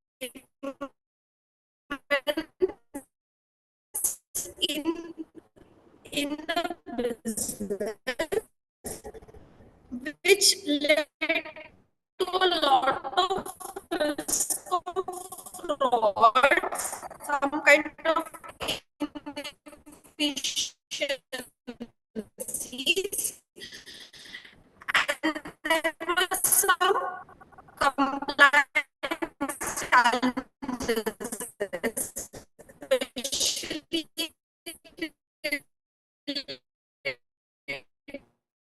related to tax, because in tax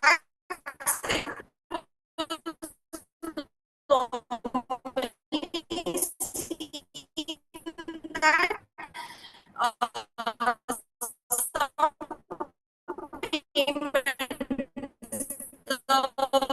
Ma'am, sorry to interrupt you, but you are not audible, ma'am. payments below certain kind of not acceptable,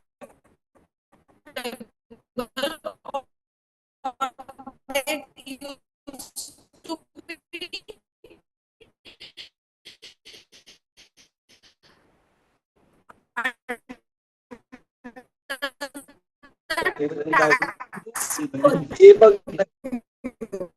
गाड़ी paint काढायला येत नाही pen काढली आहे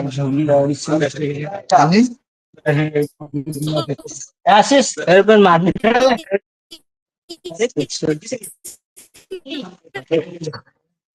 तुम्हाला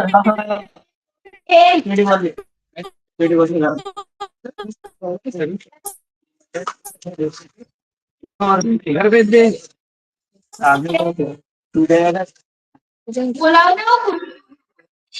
एक minute दिली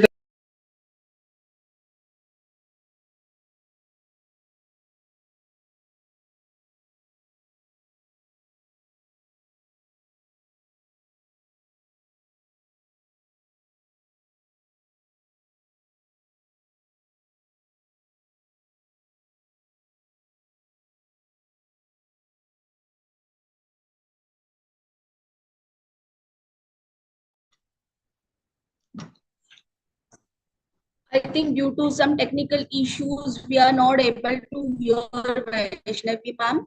So I would like to request next paper presenter, Riddhi Chheda from TYBACIT, and her paper is on the use of AI voice cloning in phishing attacks detection and the prevention strategies.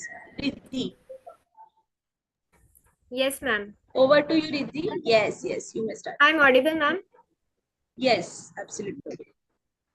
Okay, I'm sharing the screen.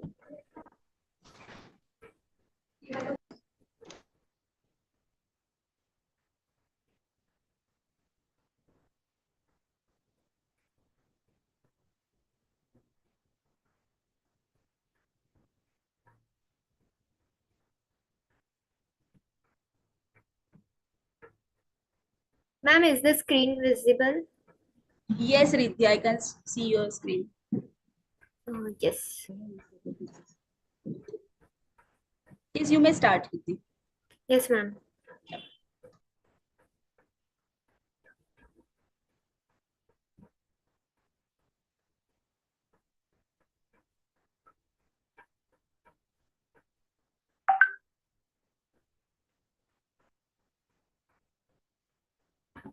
Yes. Good afternoon, everyone. I am Riddhi Chheda, student of TYBSCIT. I am grateful to be under the guidance of Dr. Prajakta Joshi, coordinator of the BSCIT department. Today, I will be discussing about the greatest cybersecurity threat, that is AI voice cloning in phishing attacks. Imagine if you had a call from your loved ones or from a bank representative with a similar or familiar voice. Hello? Am I audible, ma'am? Yes, Riddhi, you are audible. Continue, dear. Yes, ma'am. Imagine if you had a call with a bank representative or from your loved one, what you will do. With a familiar voice, what you will do. So now we will see the introduction part of my topic. AI voice cloning. What is AI voice cloning in phishing attacks? Cyber criminals make AI voice cloning with accuracy. You can't even detect the real voice, which is the real voice and which is the fake voice. The most dangerous threat is, firstly, you can't detect which is real or fake. It sounds like 100% real, and it is just made by just a few seconds of audio. They can get the audio from the social media post, interviews, and some or the other way. They targets the cyber criminal targets individuals, businesses, and banks for their scams. These the key statistics that you see are the statistics which I have conducted by the survey conducted for my research. So you can see about 79.2% of the people have received suspicious calls, and about the equal percentage are worried about the AI driven fraud, and many are unaware of the AI voice cloning risk. So how can we prevent ourselves from this AI voice cloning and phishing attacks? There are detection models available, and they are and the experts are developing new detection models that can prevent from AI from phishing attacks. There are caller verification techniques, and public awareness is must. All must be aware of these phishing attacks. So now we will look into the research literature review. First is AI-driven phishing attacks. It's a growing threat. AI voice cloning makes fraud more realistic and harder to detect. As I said you that it is difficult to detect what is real, which voice is real and which is fake. You can't even imagine if you have had a call with a loved one, and if I tell you it was a fake call, and if you had given some money transfer, or to a bank representative a money trans no a loved one a money transfer, and to a bank representative some sensitive information of yours, you must be the victim. We need stronger authentication methods for this. Security and psychological impact. Cyber criminals exploit public voice data. As I told you, cyber criminals voice data can use voice data from any sources, from social media posts, and anywhere they can get an audio of your voice, and can make a voice clone with just few seconds of audio. Even 3 seconds of audio is. Psychological effects of trust manipulation. It not only affects victims with the financial impact, but also it has the psychological impact on people. People may lose trust, may fear of calls. Detection and prevention strategies. AI based detection and prevention strategies are must. And timber watermarking, an emerging technique. It's an emerging technique which uses hidden markers in the human speech recordings that can make the cyber criminals hard to clone the voice of you. And public awareness is must. Now we will look into the objectives for the study. Analyze AI in phishing. To analyze the role of AI voice is must in phishing attacks. How we will analyze the role of AI? What is the role of AI?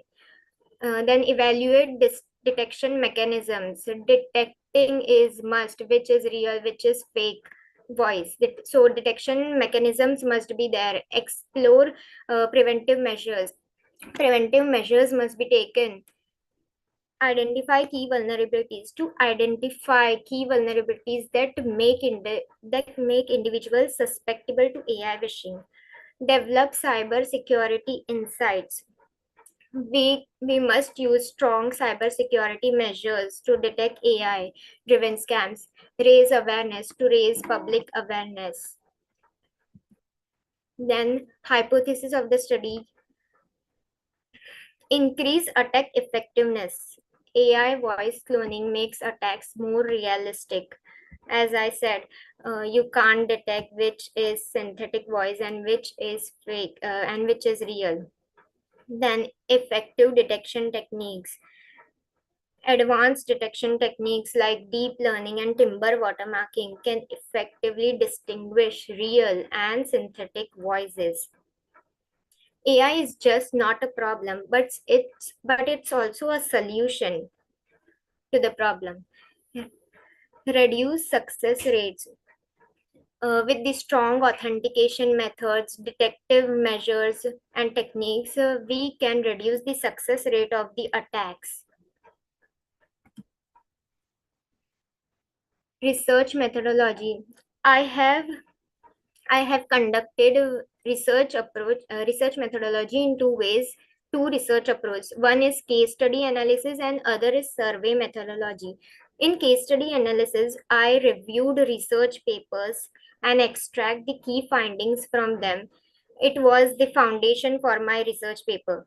And the next is survey methodology. I conducted a survey using a Google form and collected responses from the respondents.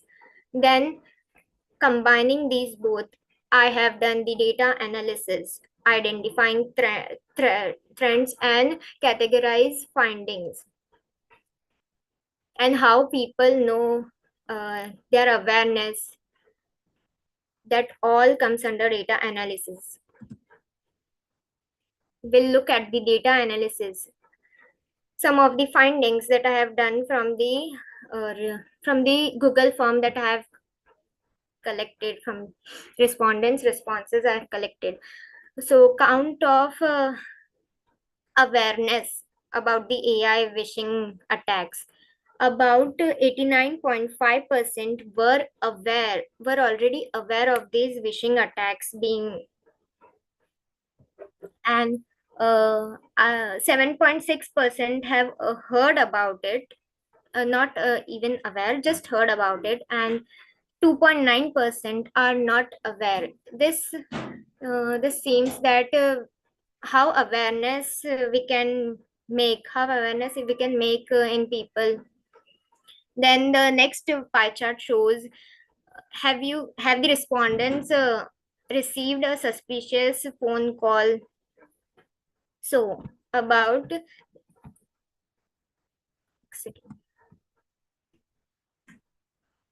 78.1% respondents have Vidya, received you have done with your time, dear. You may conclude your presentation now. Okay, ma'am. Okay. So these were my analysis. In conclusion, I would say it is harder to detect. We must have some prevention measures, detection techniques, and to make the digital environment safer. These are the references that I used for my research paper. Thank you, ma'am. Yes, thank you, Riti, for sharing valuable thoughts on AI voice cloning and phishing attacks detection and the prevention strategies. Yeah. I must appreciate your sincere efforts. Very good. So now I would like to invite Ms. Chinmaya Bari from NB Mehta Science College, Bodhi, to present her paper on the title Artificial Intelligence in Personalized Banking and Customer Behavior. Yes, ma'am. Over to you, Chinmaya ma'am. Yes, ma'am.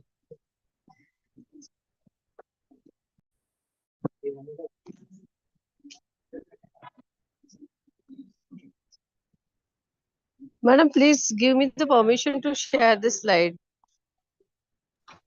Yes, ma'am.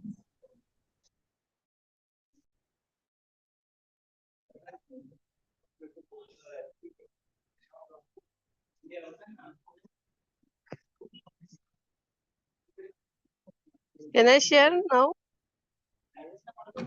Wait, ma'am.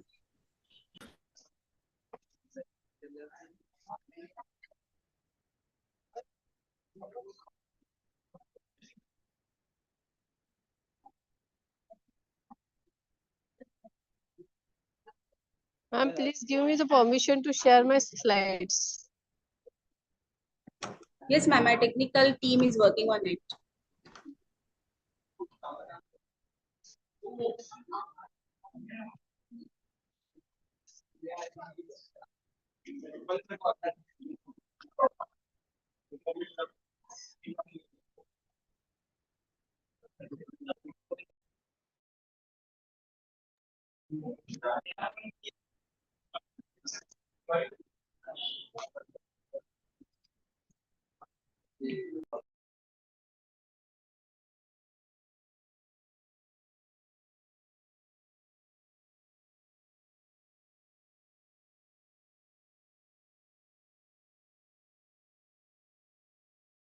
Can I, ma'am? Ma'am, due to some technical issues, we would not be able to make you as a co-host. Can you send your PPTs on that group? Okay, sure. Okay. Meanwhile, we will give a chance to the next paper presenter, Ms. Hiril Raval from Thakur Shamnarayan Degree College, presenting her paper on the ethical and the legal issues in the e-commerce. Hiril ma'am, over to you, Hiril ma'am.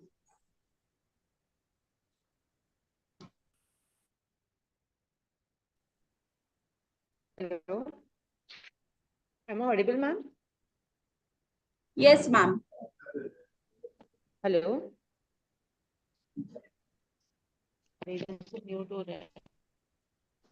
Hello.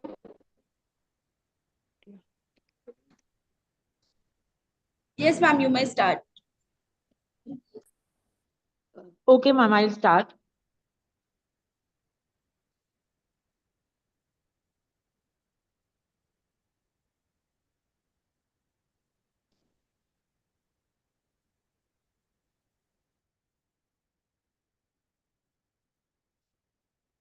Good afternoon to one and all present here. I am Hiril Prakash Raval from Thakur Shamnarayan Degree College.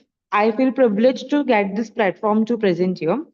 The topic for today is ethical and legal issues in e-commerce transactions. I'll start with the presentation.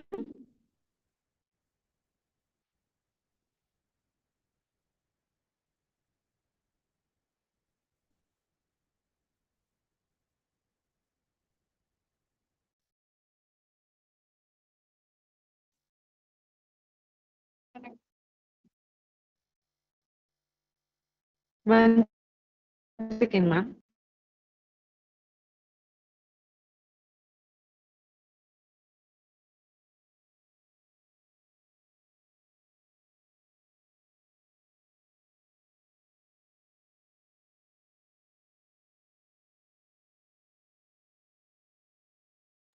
Yes, ma'am, you may continue. Hiril ma'am. Yes, ma'am. Just a second. Okay.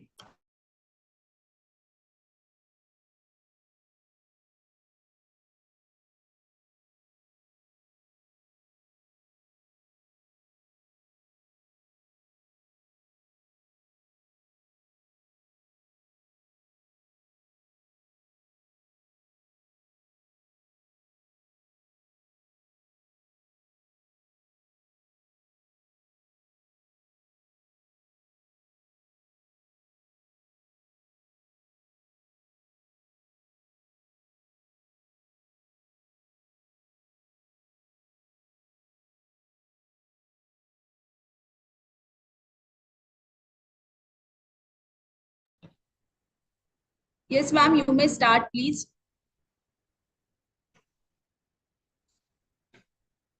Hiril ma'am. Yes, I'll continue. Yes. Starting with the introduction part, first of all, let us know that what is e-commerce. We have been well aware with this word. E-commerce is basically digital exchange where it is an interchange of products and services or any of the information between the business and the customers, which we do via digital platforms. So the rapid growth of internet in this latest 20 and 21st century, this have paved a rapid way for the expansion of e-commerce. Everyone now is very well aware about e-commerce and everyone uses this platform for some or the other means. The changing way has played a great role for the virtual economy in e-commerce. Let us start with the advantages and disadvantages of e-commerce. The advantages of e-commerce states that global reach and market expansion. It states that the ability of e-change to transact the national borders, it is one of the greatest advantage nowadays. Like by using the internet as a medium, agencies can have access to global markets where they enable them to target far beyond their local or national market. Like the new sales channels, they have made possible for all the businesses to come under one roof. The next point is convenience for the customers. Comfort is the biggest full-size benefit which all the customers have got through the e-channels. People can now shop, they can bank, or they can even do business from the comfort of their homes around the clock, where there is a big thanks to online transactions. The next point is cost efficiency for the business. So compared to traditional retail markets, e-chain significantly lowers the operating cost of running the business. Like there is a very little desire to maintain physical stores. We don't need to maintain much of the physical stores. So all the expenses related to physical stores, like the rent or the utilities or upkeep, staff, all those expenses are cut down. So there's a cost efficiency for maintaining business through e-commerce. The next one is data-driven decision making. So business can now gather and analyze real-time data to make the informed decisions with the tools like Google Analytics or CRM, that is customer relationship management. There are various software for using CRM and all the statistical analysis frameworks. So now groups are able to optimize everything from advertising campaigns to product offering. Everything is possible because of the e-commerce over here. And the fifth point is streamlined transactions. So the process of buying and selling goods is now becoming faster and more effective. Again, thanks to the digital transactions, which enables us to pay all the fees via gateways or virtual wallets. So these are few of the advantages which e-commerce has provided us. Along with the advantages, there are also few disadvantages provided by the e-commerce transactions, like security and fraud risk. We very well know that e-commerce transactions are vulnerable to fraud, to hacking, or cyber attacks. Even credit score fraud or identity theft can be done via using e-transactions. There is also lack of personal interaction. Like when we do traditional shopping, the buyers are more influenced and they are more persuaded to shopping using the traditional methods. But there is no personal interaction via e-commerce transactions. Then the logistics and delivery challenges. Although e-exchange has simplified the purchasing process, but the transportation method may provide difficulties. There may be delay in transportation, then there may be cross-border transaction irritations. So customers get irritated because of all these issues like the logistic problems or the untrustworthy shippings. Goods even get damages due to this. So this is also one of the issues which we face during e-commerce transactions. And increased competition, since e-commerce has allowed the business to access global markets, but it has also exposed them to fierce competition. Like there are more and more competition in this, there is only few restrictions on the entry. And privacy concerns, like concerns about privacy, are the forefront as e-exchange systems gather vast amounts of personal data from the users, including their name, their address, their email IDs, their phone numbers, contact details, or the shopping patterns. This can again cause a harm to all the customers or the buyers who use e-commerce transactions. So these are few of the advantages and disadvantages which we face using e-commerce. The next is types of e-commerce transactions. We are very well aware that there are various types of e-commerce transactions, which includes business to business, that is B2B, where a promoter group services or product different organizations. Like example for this can be where wholesalers, they impart items to shops or software group licensing to different enterprises, like it is a business to business transactions. The next one is business to customers, which is a common transaction between all of them, where the organizations, they promote immediate services to the personal customers. Next is consumer to consumer. This is where this is a structure where one of the consumer can sell any of the goods or services to another consumers. eBay is one of the greatest example for this. And the last one is customer to business. It is where people promote services or products to organizations. Like customers can sell their products to organizations like freelancing. So these are few of the types of e-commerce transactions. So what is the objective of our study over here? We are going to analyze the legal challenges and their implications which we face during the e-commerce business, and to determine that the main legal concerns which pertain to online purchases, because there are different laws for all of the online purchases, and to investigate the legal problems, how they affect companies, customers, and the regulatory agencies. So these are the objectives of our study of our today's paper. Then what are the key legal issues in e-commerce? We do find that there are issues like customer protection, because there is a lot of unfair trade practice which is being followed. So we need to ensure that there is a fair trade practices. Data protection and privacy, as we discussed earlier, that there needs to be a compliance with the regulatory norms so that the private data of all the customers is maintained in confidential manner. Intellectual property. So we know that the copyright and trademark infringement is also one of the biggest concerns over here. There's a lot of infringement of the intellectual property rights. Jurisdictional challenges. when there is a handling of cross-border disputes, like when the goods and services are transported or when they are bought and sold over cross-border. So there are disputes regarding that. And taxation. So regulation on digital goods and services. Taxation is also one of the issues which has been faced in e-commerce. So these are few of the legal issues which is faced. We'll also see the types of disputes in e-commerce. The first one is late or non-delivery of the goods, where either the goods are not delivered at all, or the wrong goods are delivered, or there is a very late delivery of the goods where the main purpose is not fulfilled. Payment related issues, where we have been shown that payment is where we actually do the payment, but we have been notified that the payment has not been received. Fraud is conducted due to this. Product misrepresentation, this is where we actually ordered something else and we received the delivery of some another good. So product misrepresentation is also one of the biggest issues or disputes which has been occurring in e-commerce. Breach of contract, where the contract is actually broken, where the guidelines are not being followed. And data privacy violation, where the customer's data is being easily accessible to all, which can be misused in any of the ways. The next is regarding the data collection methods. Over here, we have used a secondary method where we have used several legal case studies, which shows us the examination of all the statutes, the rules, and how the cases pertaining to e-commerce transactions have been done in several jurisdictions. Then literature review, where a survey has been conducted on literature on the legal issues in e-commerce, which includes academic papers and few governmental publications and reports.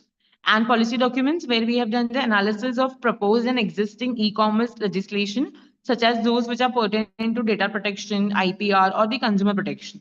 So these are my three methods. Coming on the conclusion, which states that there is a lot of importance on the robust legal framework for sustaining the e-commerce growth.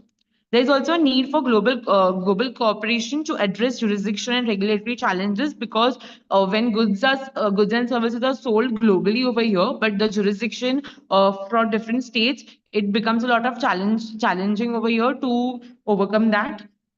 Then also the consumer awareness and education is a crucial thing, because consumers nowadays are not aware. They just know how to buy and sell the goods, but whenever they face any of the issue, they don't know how to solve those issues, which are the forums which where they can go and solve their issues. So they need to be aware about all those things while doing e-commerce transactions. Adaptive legal measures they are essential to keep a pace with the technological advancement, because as and when technology keeps on improving, but we also need to improve the legal measures and also awareness for the same. So by this presentation, we can find some key findings where we know that there's identification of legal challenges, because there are numerous noteworthy legal obstacles in e-commerce, as we saw, relating to cybersecurity, data privacy, or intellectual property rights. So we need to identify those legal norms or legal issues. Effectiveness of existing legal framework. So there are many current rules, but they are inefficient. We are not able to handle the difficulties which are coming through e-commerce. So we need to bring effectiveness into the existing legal frameworks. Impact of technology on legal issues. So in order to mitigate legal problems, the study investigated the potential of future technologies, like they can be technologies like blockchain or artificial intelligence. These technologies will provide a creative ways where a guarantee safe transactions can be conducted, improved transparency will be there, and dispute resolution system will become a little easy. Consumer trust and legal protection. So the relationship between legal protections and consumer is a major focus on this study. There's a lot of insufficient legal protections, and that increases customers' anxiety, and they may impede the expansion of e-commerce markets. And the last one is cross-border jurisdictional issues. So this study brought to light that the international e-commerce transactions, what are the jurisdictional issues and variations in the national legal norms. So countries must work together to build a clear legal frameworks, which will help to bridge the gap between the cross-border jurisdictional issues. Thank you. I'd like to conclude my presentation by this. Thank you, ma'am.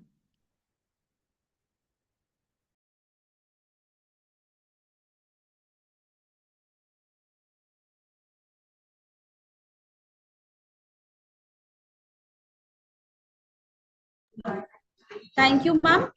Thank you for focusing on the ethical and the legal issues in the e-commerce. Now, I would like to request our next paper presenter, Ms. Vaishnavi Kulkarni from Thakur Shamnarayan Degree College. I request ma'am to present her paper on the title, The Role of Digital Payment Methods in Small Business Accounting in Industry 5.0. Over to you, ma'am. Vaishnavi, ma'am. Hello, ma'am, am I audible? Yes, ma'am. Yeah, just a moment, I'm sharing my screen. Yeah, sure.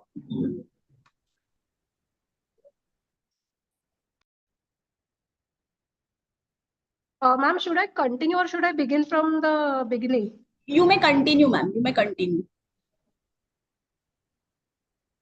Okay, I can continue. Okay, I was on evolution. Okay, thank you, ma'am.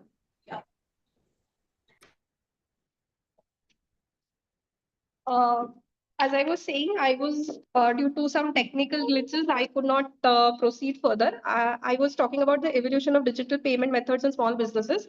In the initial stages, business highly relied on cash and checks, which were the primary medium of payment for all businesses. Even today, we find that people still prefer cash, but the scenario is slightly changing now because of the advent of different kinds of digital payments. Then came the era of credit card and debit card. People slowly started accepting that credit cards, or rather we can say the plastic money, is a little more convenient than cash because cash has the difficulty of being stolen. There may be frauds. Also, there was a big, huge case of fake money that was revolving around. So people started accepting credit money and credit cards and debit cards slightly. Then there was emergence of online payments. Slowly, people started accepting online payments, not the UPI thing, but initially it began with RTGS and NEFT transactions that were given by banks. The bank was the primary medium through which this transaction happened, and there was somewhere a sort of security in the minds of consumers or the customers that when the bank is involved, the cases of fraud will be a little bit lower. Then came the era of digital wallets, Paytm as we call it. There are also many different wallets like Amazon Pay and so many other things. Also, there were peer-to-peer payments. Peer-to-peer payments are the ones through which you negate completely the need of an intermediary to transfer money from one person to another person. Now we are slowly moving forward to blockchain and cryptocurrency, bitcoins as we know them. Also, now we are talking about CBDCs, central bank digital currencies as we call it. Slowly we are moving towards them, which completely negates the need of cash for us. So, and now again, after this, we'll move towards AI and automation and digital payments. We are a little bit moving towards it, but not completely right now. And there will be some more future advancements in future through which the digital payments are going to be evolved.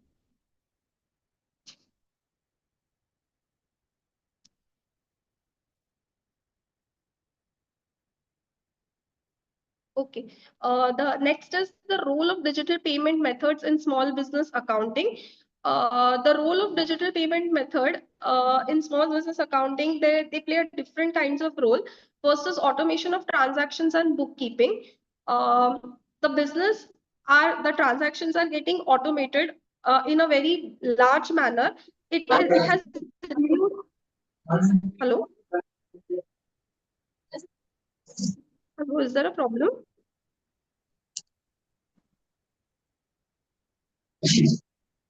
Oh, shall I continue or not? Yes, ma'am, you may continue. Okay. I was talking about automation of transactions and bookkeeping. Earlier, the entire bookkeeping used to happen in manual manner. In a manual manner, there was a high chance of manual entries, some kind of the accountant's feelings, his moods affecting the entries, and also a large risk of frauds. But due to the digital payments, also due to the advanced technologies that we are using for accounting, we can track different transactions, and also there is a lower risk of errors or frauds that is happening.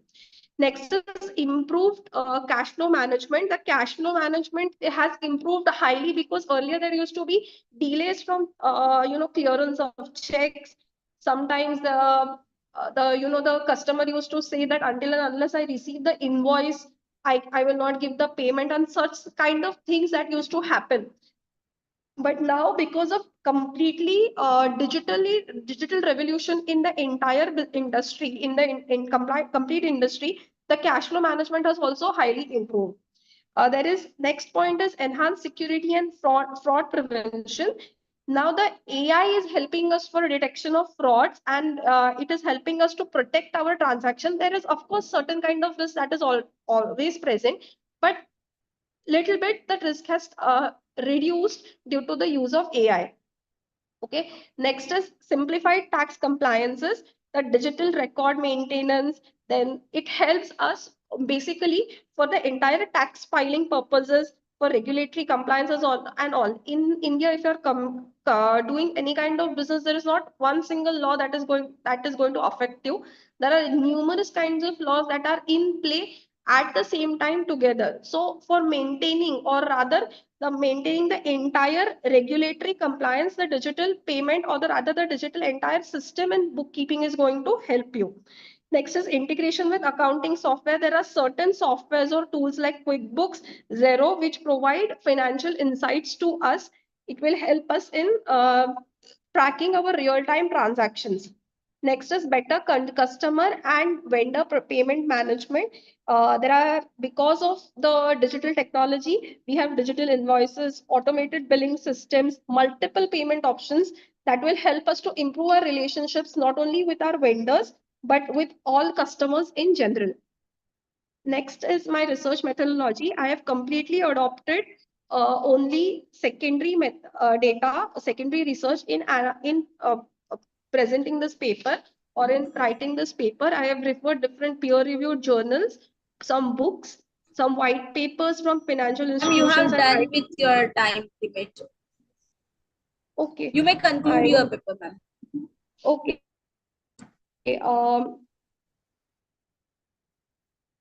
Just a moment. Okay. The main part over here is about the challenges and the future. So the challenges mainly that we are facing in the digital payment is that high transaction cost that is present. There is a risk of cyber security like phishing, hacking, frauds. Okay, like just we saw someone talking about different kind of fake voices or fake calls that are happening. There is limited digital literacy among the people. The people from older generations still don't prefer the digital payments because of the non-comfortance, or they are not very comfortable with the smartphones itself. Then there are regulatory and compliance challenges. Like there is a main problem of basically the taxation system that is there. That is also a main part. Next, there are infrastructure and technical limitations. There is a problem of network in most of the areas. If you go somewhere in the interior, there is network issue due to which people are a little bit threatened, or they're afraid of accepting digital payments. And also customers still today prefer cash as compared to any kind of digital money. In AI will help us in the digital payment industry. They will be able to optimize the cash flow and the spending. Second is that blockchain and decentralized payment system will reduce cost and eliminate middlemen. Then there is biometric and voice authentication. There will be facial recognition and voice recognition commands that will help us in the digital payments, which will completely negate any kind of threats and frauds that are going to happen. Then there will be a seamless payment integration with the help of internet devices, virtual assistants, and different kind of things. The things like the network issues and all kinds of things will completely get eliminated.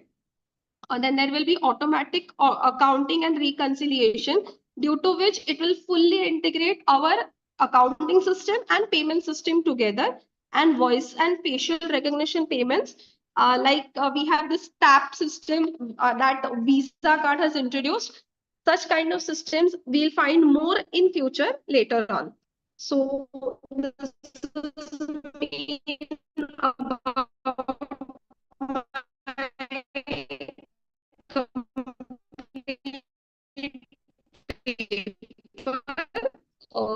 sorry, I could not complete in time.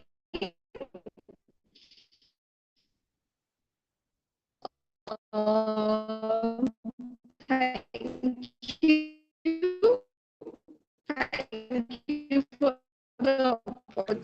Ma'am, you are not audible, ma'am.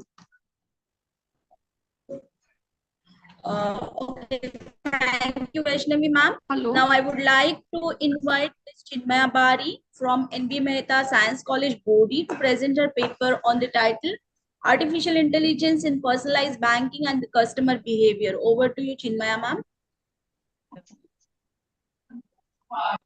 Chinmaya, ma'am. Yes, ma'am. I am sharing my screen. Yes.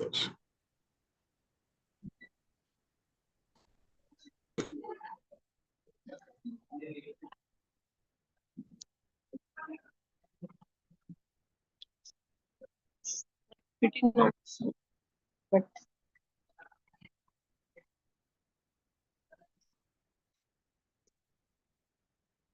Yes, ma'am, you may start. yes, but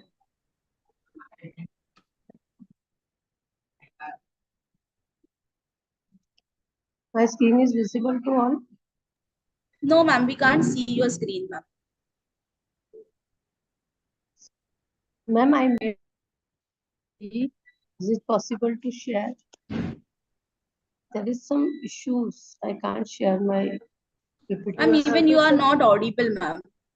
We can't hear you properly. Right now? Yes.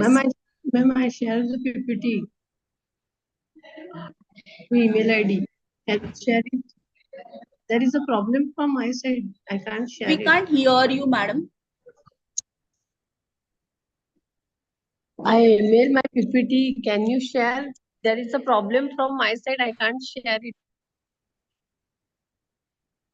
Okay, fine. You send your PPT on the group. I'll give you chance at the last of I the sent session, ma'am. already on email ID. I already sent on email ID.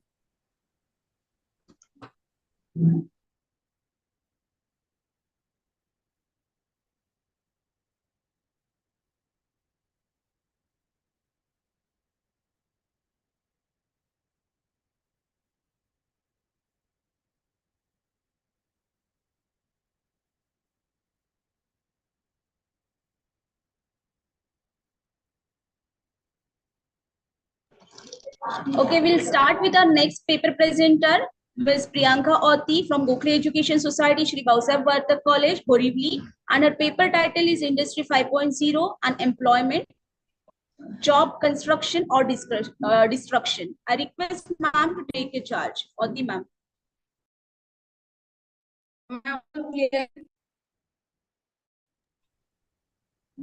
Yes, ma'am, you can start. Am I audible, ma'am? Yes, ma'am.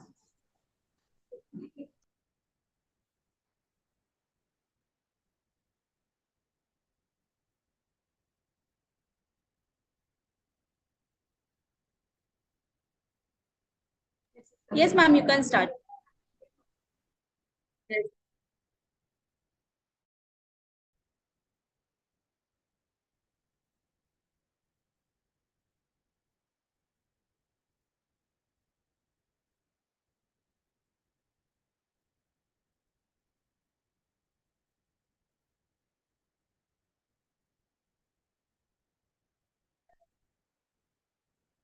Hello, everyone.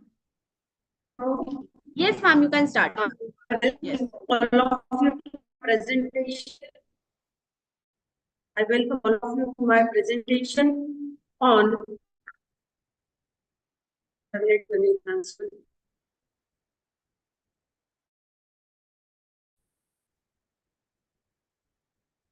So the on topic Industry 5.0 and employment or destruction. Whether Industry 5 will get the job, it will construct or it will destroy the job. Know that Industry 5.0 represents the next phase of industrial revolution, which is characterized by collaboration between the human intelligence and the advanced technology. It is a more human-centric rather than the technology-driven. So it is different from the Industry 4.0. As Industry 4.0, it was a technocentric, but the Industry 5.0, it focuses on the human innovation and sustainable and resilient manufacturing.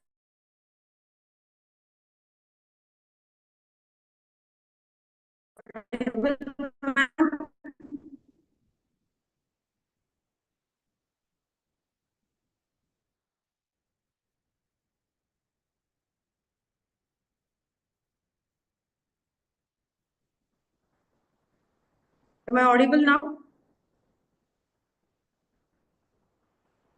Yes, ma'am, you can continue.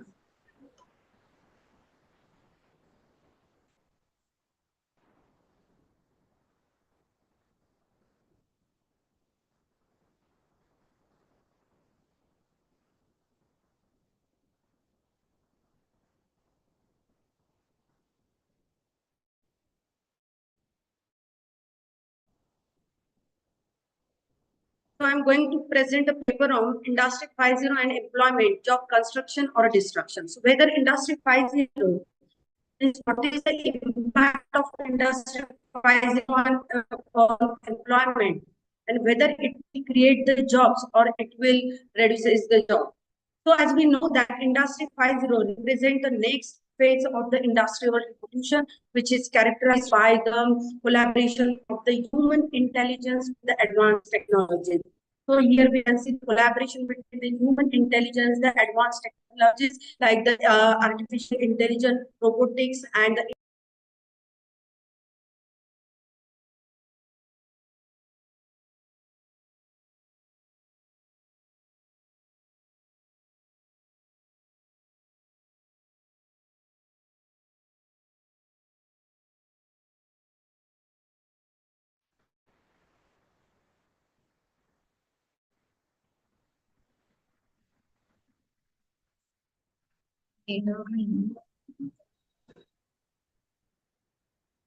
Oti madam, we are not able to hear you, ma'am. Oti ma'am. I'm actually Yes, due to network glitch. Okay, I will continue. Am I audible now?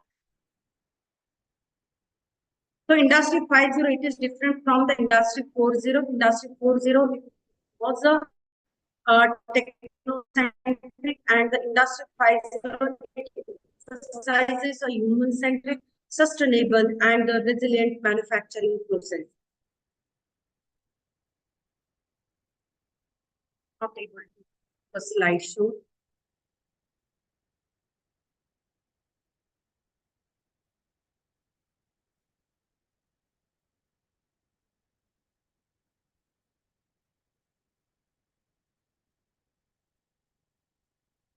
So it is demanding the different skills, means we have to shift from the traditional skills to the modern skills. The skill, it requires the skill as it is a human centric.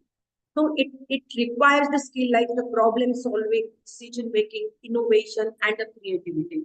So it demands that kind of skills among the humans. Also, in order to adopt the workforce, because we change the job dynamics from Industry 4.0 to Industry 5.0. So there is a need of reskilling, upskilling, and the role of the government is very important for the smooth transition. So this research focuses on the impact of Industry 5.0 on the job creation and the destruction.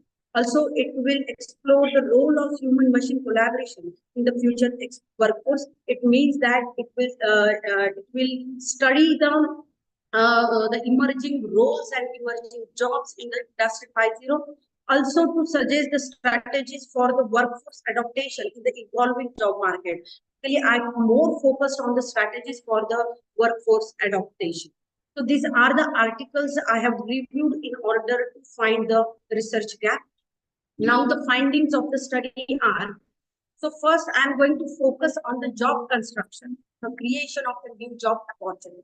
So which kind of jobs are created by the Industry 5.0? Because we are saying that it is a human-centric, and Industry 4.0, it was a techno-centric. They have introduced the automatic machineries and the smart machinery. Then now this phase it is a more human-centric. So there is a collaboration of the human and the machinery. So what kind of jobs are created by the Industry 5.0? So the first and important, that is the human-robot collaboration.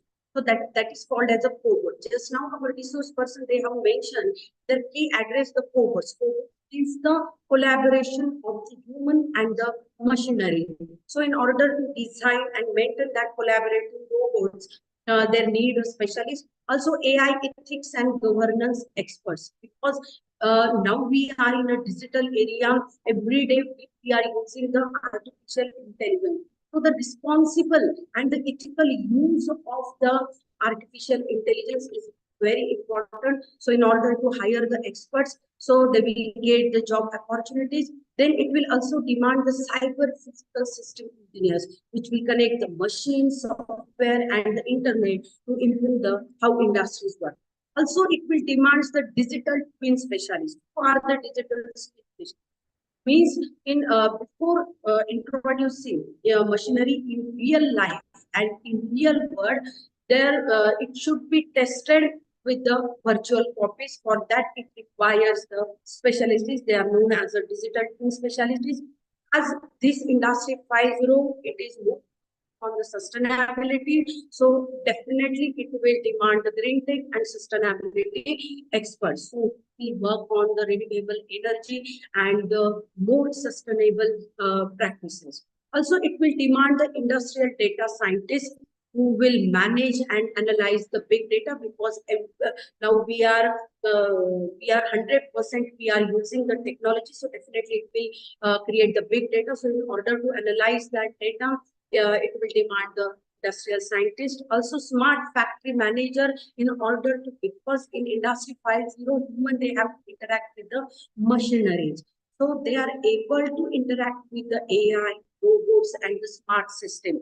So smart factory managers will be demanded for the better production and to interact with the machineries. Then, and very important, that is the cyber security specialist, in order to protect the factories and businesses from the cyber hacking, cyber threats, and the data theft. So this is very important emerging job roles, we can say that.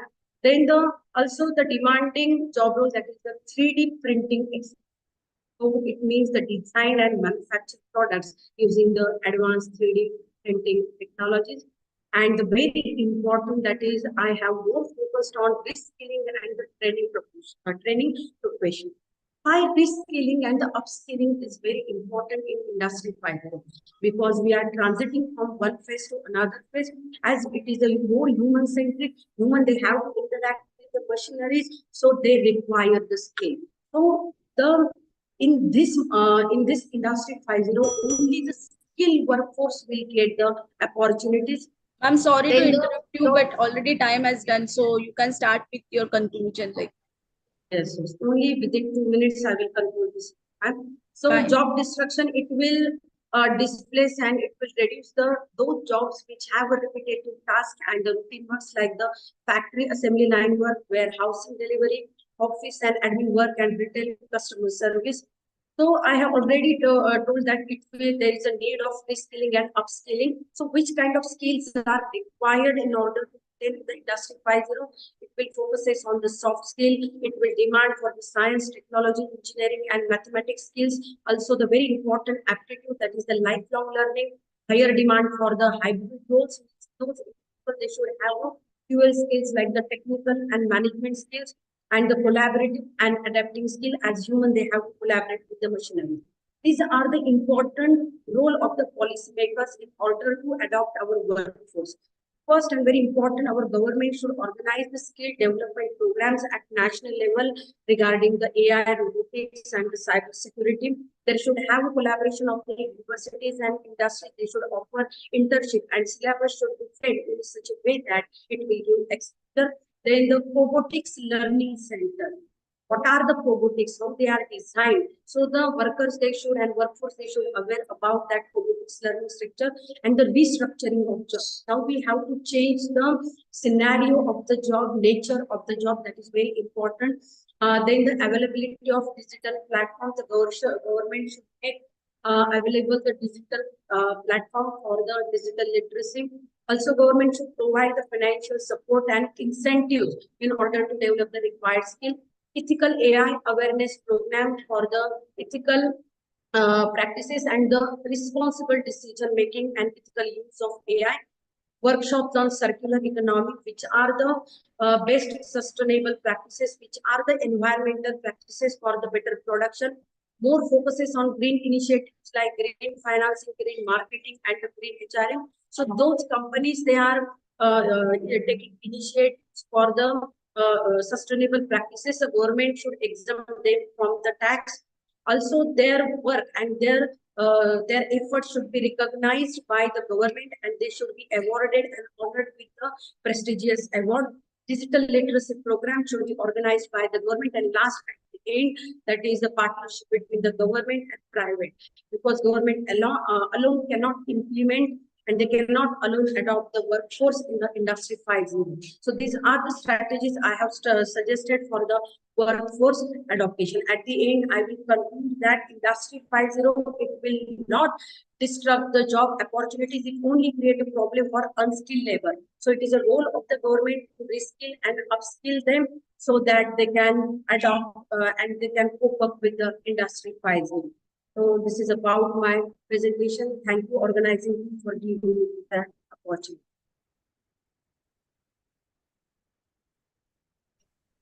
Thank you, madam. Once again, I extend my heartfelt gratitude to all the paper presenters. And now I request the session chairperson, Dr. Rupa Shah, to guide us on the topic exploring the need for AI and provide your expert remarks on the paper presented and sum up the session. Over to you, Rupa ma'am.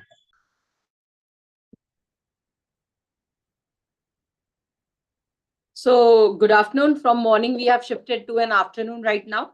And it was a very healthy presentation where everybody spoke on their topics. And I'm really thankful to Gokhale College for giving me this opportunity to speak on this topic, and as well as share some very eminent paper presentations. So out of all the presentations, everybody spoke on very good topics like, digital payments. And the best, the paper presentation which I really got to understand was which Priyanka Oti madam said, that industry 4.0 shift to 5.0, where we need to see that AI is not going to any way, come out or replace human beings, but it will just help us in understanding the needs more properly and help us in designing more proper skill based मुलांना पण विचारणं असं वाटतं मी NEET response नाही देत विचारायला येतात तेव्हा somebody speaking. So as I was saying that AI is a need of an hour, and this transformation is very, very important because it is not going to any way replace human beings, but teach humans to become more apt and able with all their capabilities to do the work. So at the outset, I really like to thank Principal Sir and Director of this conference, Dr. S.B. Karande Sir, Vice Principal and HOD of Commerce, Dr. Mahesh Oti Sir, Conference Secretary Prachi Kadam Madam, and Kavita Dangle Madam, who really helped us in getting this program well organized. To all the participants and all the members of this conference who really in all ways brought light to this topic, which is really a need of the hour today. So I really thank everybody who made this event a grand success today. Thank you. Thank you very much, madam. Thanks a lot. Thank you, madam. Once again, thank you for your valuable insight. Now I would like to call Assistant Professor Ms. Saili Mhatre from Department of BPI to propose the formal vote of thanks for this session.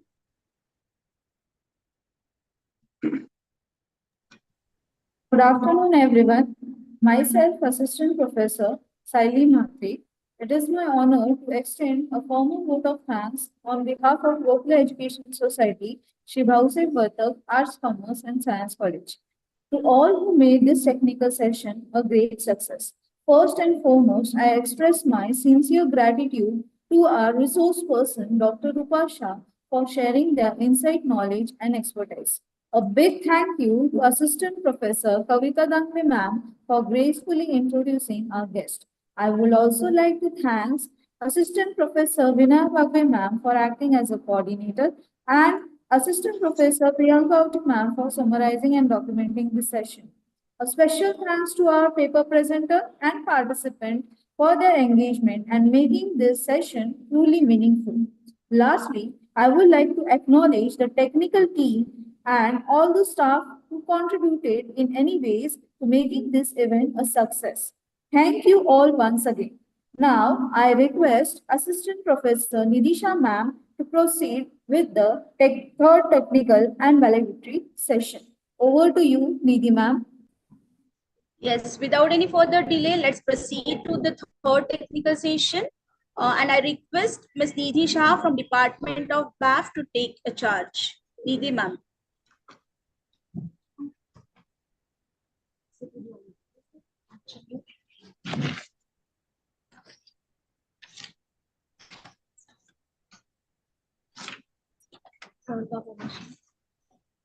Thank you, Vinaya ma'am.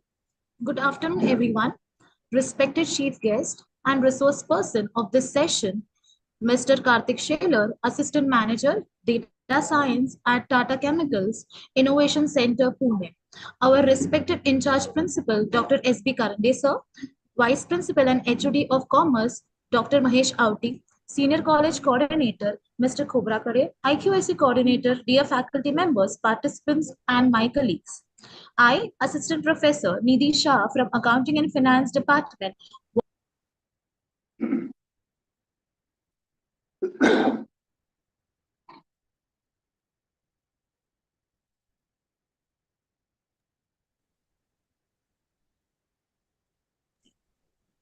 You are not audible. In collaboration with IQSC. The theme of the conference is Industry 5.0, Advancing Sustainability, Resilience, and Human-Centric Innovation. This is a very relevant and important topic in today's world as industries are evolving beyond automation and focusing on balancing technology, sustainability, and human involvement. The sub-theme of this session is Sustainable Smart Manufacturing in Industry 5.0. It highlights how industries can use advanced technology like artificial intelligence and automation while keeping environmental sustainability and human welfare in mind. To officially begin this session, I am honored to invite our in-charge principal, Dr. S.B. Karande sir, to deliver the welcome speech and share his thoughts. Over to you, sir. Oh, thank you, Nidhi ma'am. A very good afternoon to one and all present on this online platform. Chief guest and resource person of the third technical cum valedictory function of this one-day national web conference, Honorable Mr. Karthik Shaler, Assistant Manager, Data Science, Tata Chemicals Innovation Center, Pune. Vice Principal, Dr. Mahesh Auti, Coordinator, Senior College, Mr. M.B. Khobragade, IQAC Coordinator, Dr. Sushila Yadav, Conference Secretary, Mrs. Prachi Kadam, Conference Joint Secretary, Mrs. Kavita Dangle, Conference Coordinator, Mrs. Rupal Seth, Conference Coordinator, Co-Coordinator, Mrs. Smriti Salunke, Convener of the Conference, Mrs. Vinaya Bagwe, Co-Convener, Mrs. Riddhi Temkar, Coordinator of this session, Ms. Nidhi Shah, other members of Organizing Committee, delegate, researchers, teachers, academicians, and research students from the various segments of the country. As the in-charge principal of this college, I warmly welcome all the dignitaries and participants in this valedictory session of the web conference. This conference is organized by Department of Self-Financing Courses, that is BBI, BMS, BAF, BSc IT, on the vital theme, the advancing sustainability, resilience, and human-centric innovation.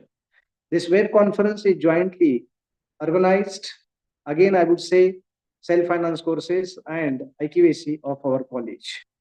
From this morning, we have successfully conducted 2 sessions of this web conference. The resource person and keynote speaker was the inaugural first technical session, Honorable Professor Chaba Kusum Singh Madam, Professor, Department of English, Acharya Narendra Dev Nagar Mahila Mahavidyalaya, Kanpur, Uttar Pradesh. She enlightened on the sub-theme, Social and Cultural Impact of Industry 5.0. Really, the speech was very excellent and effective. She elaborated how Industry 5.0 revolution will be impacted cultural as well as society at large. The resource person of second technical come paper presentation session was Honorable Dr. Rupa V. Shah, Head Department of Commerce, Ghanshyam Das Saraf College of Arts and Commerce, Mumbai. Dr. Rupa Shah Madam guided us on the sub-theme exploring the need of artificial intelligence. Now we are in the third technical come valedictory function. The chief guest and chief speaker of this session, Honorable Mr. Karthik Shelar, will enlighten us on the sub-theme sustainable smart manufacturing industry 5.0, as well as some participants also have presented research papers on different sub-themes and shared their ideas and thoughts on industry 5.0. I'm sure that such valuable guidance through these different speeches definitely will become a pathway to academicians, researchers, and students for their academic journey. Thank you very much, sir, for accepting our invitation. Your guidance definitely will help our students, teachers, and researchers in their academic development. Once again, I welcome all the dignitaries in the valedictory come third technical session of this web conference. I extend my sincere thanks towards the honorable members of management of Berkeley Education Society for their guidance and support for organizing such events. I express my sincere thanks to our today's guests for accepting our invitation and spending their valuable time for us. Again, I congratulate and appreciate all the members of the organizing committee for an initiative to organize this web conference. Thank you very much. Over to Nidhi Madam. Thank you so much, sir, for your kind words and for setting a positive tone for this session. Now, to give us an overview of the discussion and key takeaways from this conference, I invite Assistant Professor Vidhi Temkar Madam to present the conference report. This report will summarize the valuable contributions made by our experts and participants. Over to you, Madam.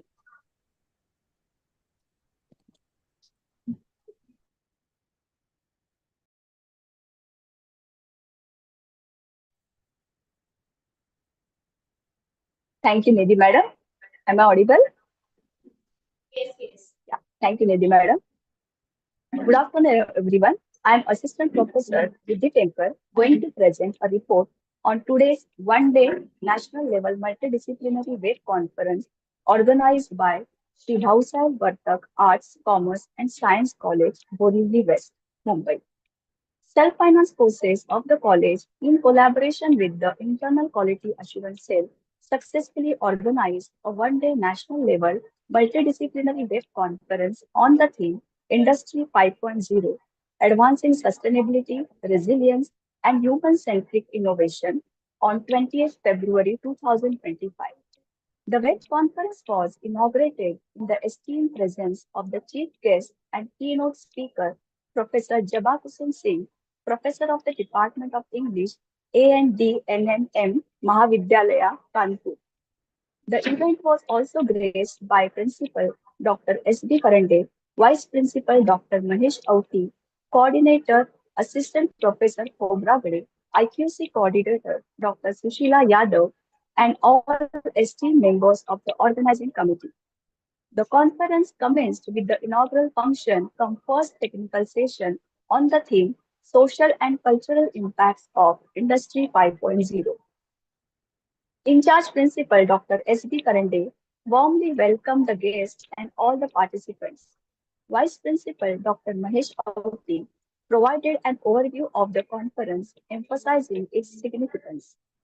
Assistant Professor Prachi Kadam introduced the chief guest and highlighted her remarkable achievements. The chief guest and keynote speaker, Dr. Jaba Kusum Singh, delivered an insightful address on the theme Social and Cultural Impacts of Industry 5.0. She highlighted the following key points, such as sustainability of our old age customs with special reference to the recent Mahakumbh Mela, She talked about key principles of human-centric innovation from ancient India to modern India. Madam highlighted the positive and negative consequences of the factors like urbanization, job migration, and new technology on the society and culture. She also focused on the flourishment of four industries based on the four varnas such as Brahmins, Kshatriyas, Vaishyas, and Shudras. She highlighted the importance of education and development of skilled workers in order to achieve equality and economic development. The rapporteur for the session was Assistant Professor Devyani Sonawne. The session was smoothly coordinated by Assistant Professor Sapna Munte. The second technical session and paper presentation on the theme Exploring the Need for AI. The session commenced with a brief introduction of the session chair, Dr. Rupa Shah, by Assistant Professor Kavita Dangle. Dr. Rupa Shah, the session chair, provided insights on AI's fundamentals, evolution, ethics, applications, and challenges. Various research scholars presented their papers on AI's impact in banking, digital payments, e-commerce, cybersecurity, employment, and stock trading. Discussions highlighted AI's role in industries, ethical concerns, and workforce transformation. Dr. Rupa Shah gave concluding remarks on the presented papers. The session, coordinated by Assistant Professor Vinaya Bagwe, concluded with a vote of thanks by Assistant Professor Saili Matre and Assistant Professor Priyanka Auti served as the rapporteur. Thank you. Thank you for giving me an opportunity to present the paper. Over to you, Nidhi Madam. Thank you, madam, for your clear and informative presentation. It was a great to hear about the important discussions that have taken place today. It is now time to introduce our chief guest and resource person, Mr. Karthik. For this, I invite Assistant Professor Smruti Salunke Madam, who is a co-coordinator of the conference and banking and insurance coordinator. Over to you, Madam. Thank you, madam. Am I audible, madam?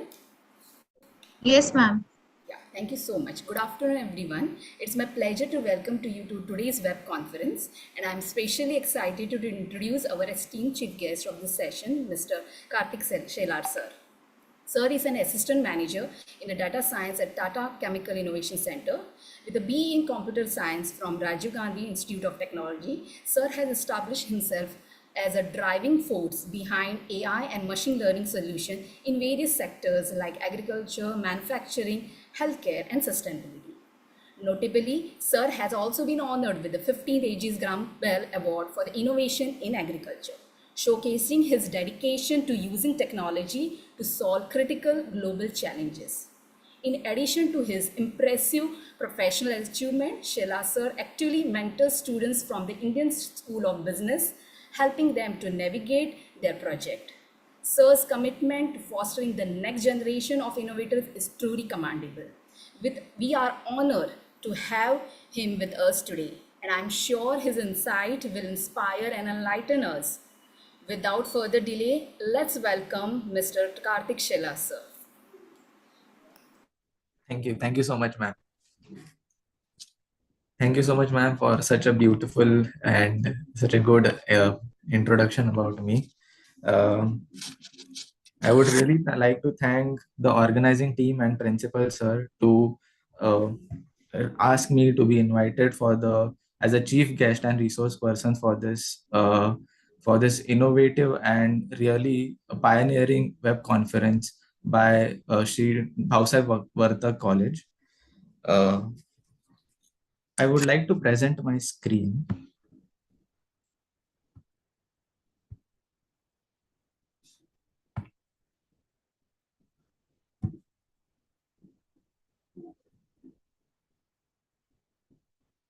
Can you see my screen? Yes, sir. Yeah. So, good afternoon, everybody. I am absolutely thrilled to see that we have had such innovative and innovative sessions like need for AI, and now that I'm going to present sustainable and smart manufacturing in Industry 5.0. So myself, Mr. Karthik Shilar, I am incredibly excited to be here to present in this one-day multidisciplinary web conference by Shri Bhausaheb Vartak College of Arts, Commerce and Science. Starting with the presentation, we live in a we live in a world that is facing unprecedented challenges like climate change, resource depletion, and social inequalities. Manufacturing plays a crucial role to address these challenges. Sustainable and smart in manufacturing is not just a trend nowadays, but it is an urgent need. With India's young and dynamic workforce and technical prowess and commitment for sustainable development, there is a great potential for India to become a global leader in Industry 5.0. Today, we'll go through the ways of sustainable and smart manufacturing. I will present some case studies. I will show what are some sustainable practices that we can be incorporating, some smart technologies that are enabling Industry 5.0. So going forward with my presentation, let's get a quick recap on how the industrial revolutions have been going. For Industrial Revolution 1.0, there was more on mechanization, and we saw like steam engines and power looms taking over. And then in the second, in the Industrial Revolution, there was more of electrification, where there were assembly lines, mass production of products, and Ford was one of the first ones to do this. Next, in the mid 20th centuries, there was the Industry 3.0, which was the age of automation and using computers and robots for repetitive tasks and making production more efficient. Next comes the crucial and the most important industrial revolution, which we are in right now, which is the Industry 4.0, which is morely on the digitalization and use of technologies such as IoT, Internet of Things, big data, and connecting all this system through technologies such as Wi-Fi and 4G, 5G, etc. Now we'll talk about Industry 5.0, which is more on the human-centric approach of this technology and how humans can be collaborating with machines to make new products. As I said, Industry 5.0 is human-centric, has a human-centric focus. Industry 5.0 has a significant shift from technology-centric to human-centric. It's about not replacing humans with machines, but it's about empowering humans with technology. This human-centric approach recognizes that technology should serve humanity and not the other way around. Now let's explore the key aspects of this human-centric approach.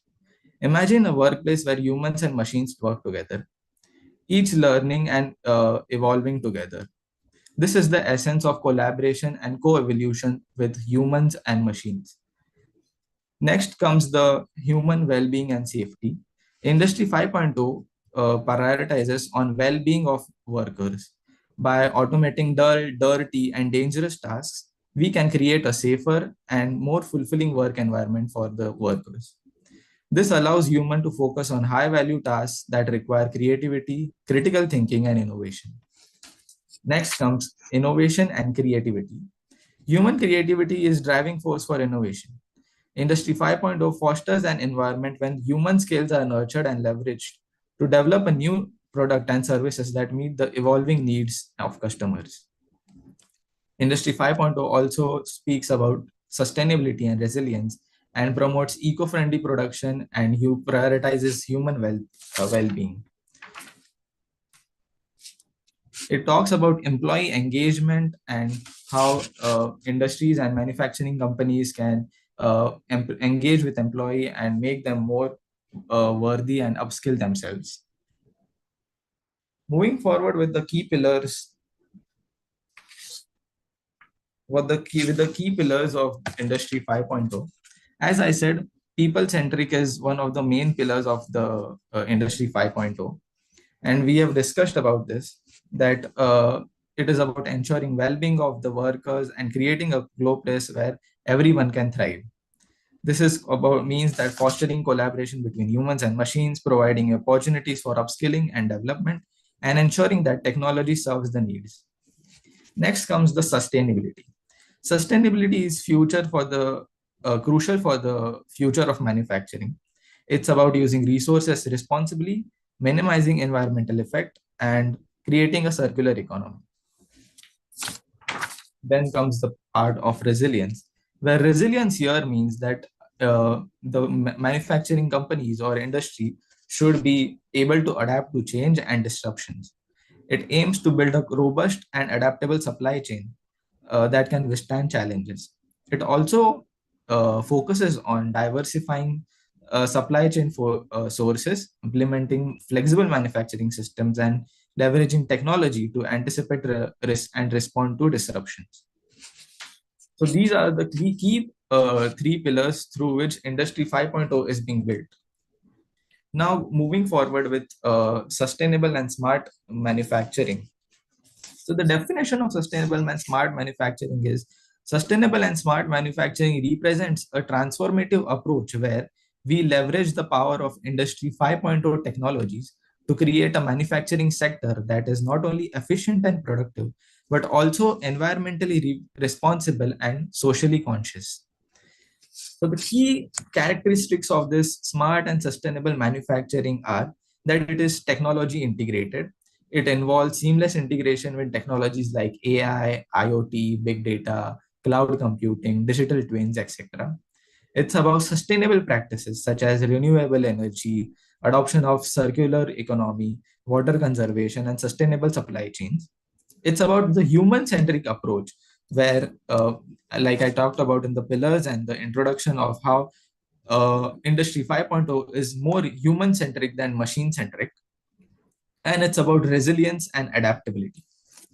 The key benefits of this is obviously there is an environmental sustainability and reduced carbon footprint and minimizing waste and efficient utilization to contribute to a healthier planet. Economic growth, increasing the productivity, reducing the costs of the products, and enhancing competitiveness for driving economic growth and innovation. And next comes the social responsibility of improving working conditions, fair labor practices, and inclusion of all. There is a need for companies to focus on sustainable and smart manufacturing.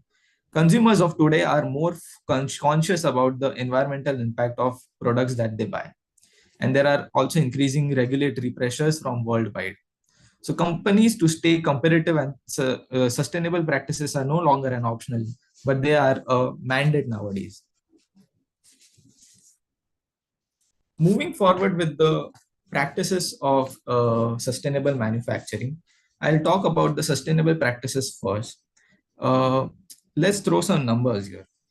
According to the International Energy Agency, the industrial sector accounted for 37% of the global energy use, and manufacturing and production sectors combined contribute to 20% of the global carbon emissions. But there is a silver lining. According to Deloitte and other industry reports, using the renewable energy for factories can potentially reduce the energy cost by around 30 to 40% annually. And according to a report by Nelson, there is an average increase of 4.3% in the brand value of these factories which use renewable energy. So there are renewable energies like we all know: solar power, wind power, hydropower, geothermal energy, and biomass. And next comes the sustainable energies like nuclear power and green hydrogen. Why I say nuclear power is sustainable is because it is considered to be sustainable because of its low carbon emission and the massive amount of energy that it can generate and the potential for long-term energy generation. Also, advances in nuclear technology can make it more safer and efficient. Nowadays, you guys might be hearing more about small modular reactors that the big tech companies are going to use, where they will on-site use solar nuclear reactors for generating energy. Now to some key factories that inspiring examples that are leading the renewable energy section are Hyundai Motor Manufacturing in Czech, where the company uses it is the company's first factory which is uh, entirely powered by solar energy, biogas energy, and tidal and wind power. Then there is CAAB Group's Coca-Cola site, which is 100% renewable energy, electricity generated by hydro plants and reducing carbon emissions by approximately 5,800 metric tons annually. And there is Unilever Factories, which is trying to switch to 100% renewable energy by the 2030. Seeing this adoption of companies to renewable energy, showing how they can be reducing their carbon footprints and leading to a cleaner and more healthier planet. Next comes the circular economy.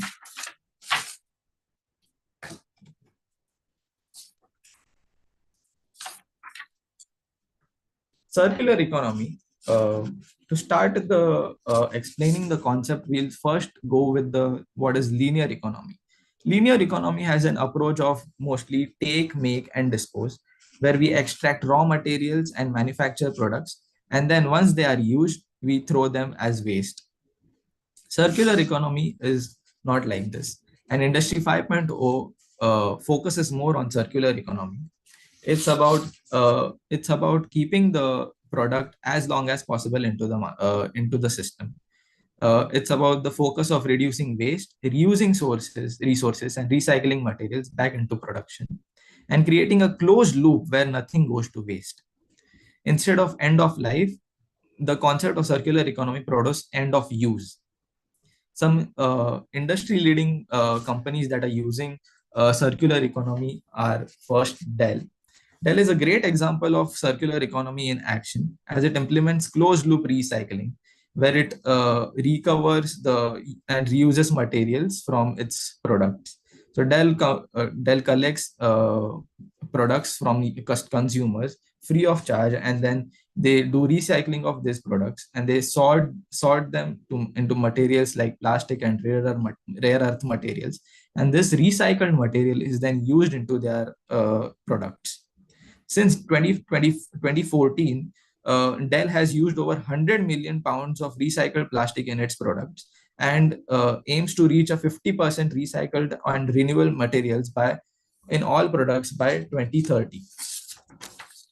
Next is Unilever, which is reducing its packaging waste through recyclable packaging and refilling stations.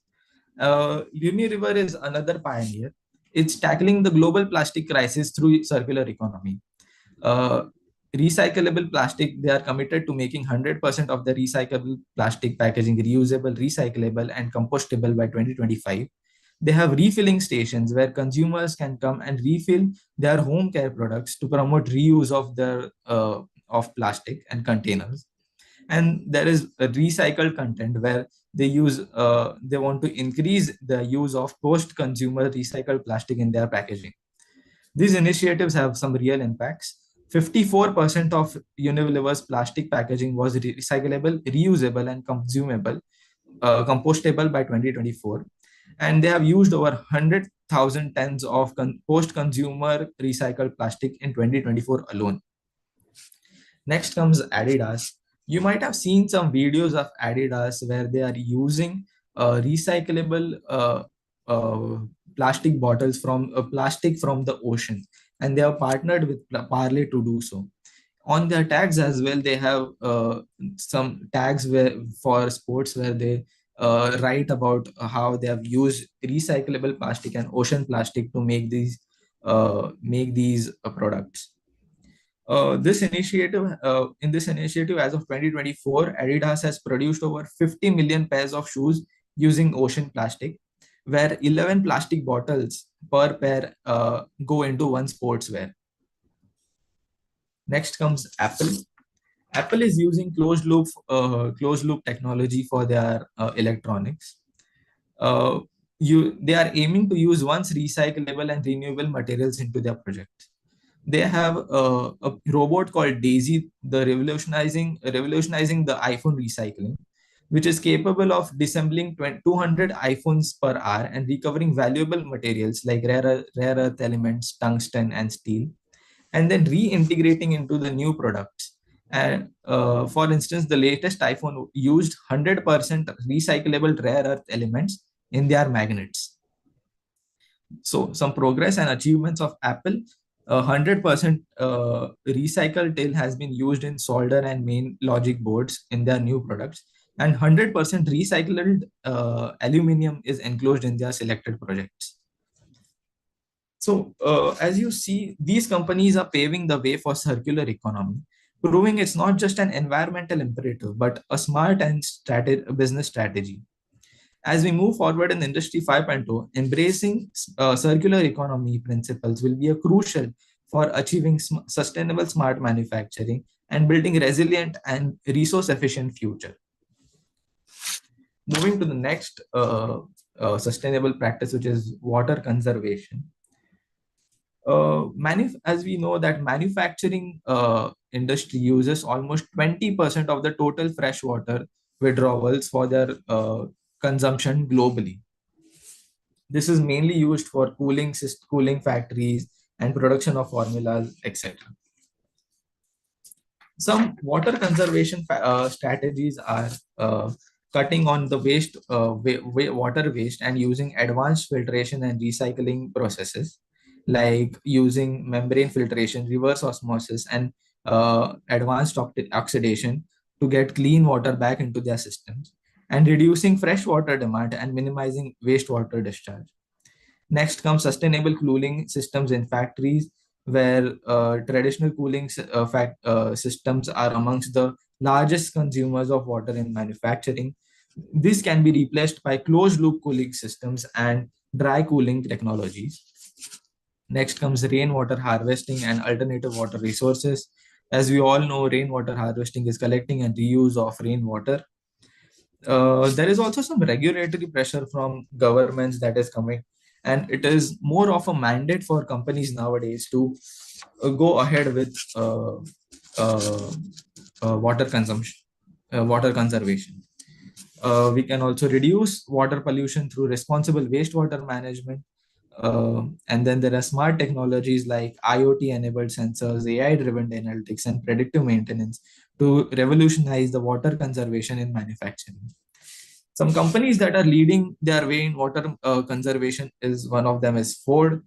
Ford is a leading in the way in water conservation within the automotive industry. Since 2000, Ford has reduced operational water use by 70%, using their saving more than 11 billion gallons of water, and they have implemented treated wastewater recycling systems and use of non-portable water in their manufacturing and facilities worldwide. Ford is committed to using zero drinkable water in their vehicle manufacturing. The next pioneering company is PepsiCo, which is increasing the water use efficiency by 22% since 2015, and replaced the 45% of water used in high risk areas. They are also utilizing innovative solutions like reusing water vapors for their operation and reducing use for external water sources. So as we see, we advance into the Industry 5.0, efficient water usage will be a critical component for smart and sustainable manufacturing. These pioneering companies show that with the right strategies and technologies, we can reduce water consumption, minimize pollution, and ensure sustainable future for everyone. Next comes the enabling technologies for Industry 5.0 and sustainable and smart manufacturing.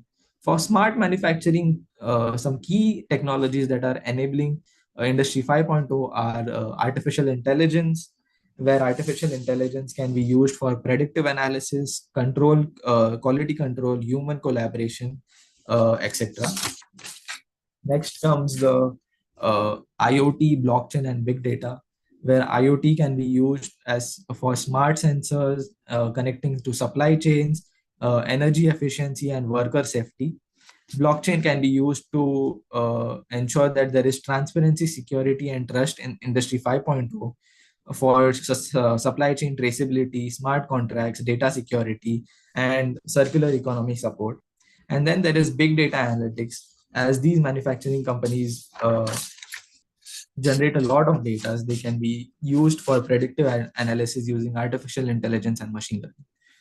Next come twin technologies, digital twin technologies, which use virtual replicas of physical assets and processes of systems to enable real-time monitoring and simulations. These ensure real-time monitoring, predictive analysis, product design testing, and worker training. Next comes the automation and robotics, which drives efficiency and precision in Industry 5.0. There can be collaborative robots called cobots. These robots, alongside humans, enhancing productivity and ensuring safety, autonomous mobile robots, intelligent automation, and human robot interaction. Then there is advanced connectivity using 5G, 6G, and beyond for real-time communication, holographic communication, edge intelligence, and massive IoT connectivity. Next comes cloud and edge computing for forming the backbone of data storage, processing, and analytics for Industry 5.0. And then next, there is human-machine collaboration for human-centric automation, and where humans and machines collaborate harmoniously. So I like to give a case study on one of the key and leaders in sustainable and smart manufacturing, which is Tesla. Tesla has been using renewable energy, solar. They have used solar-powered gigafactories, aiming for 100% renewable in their factories.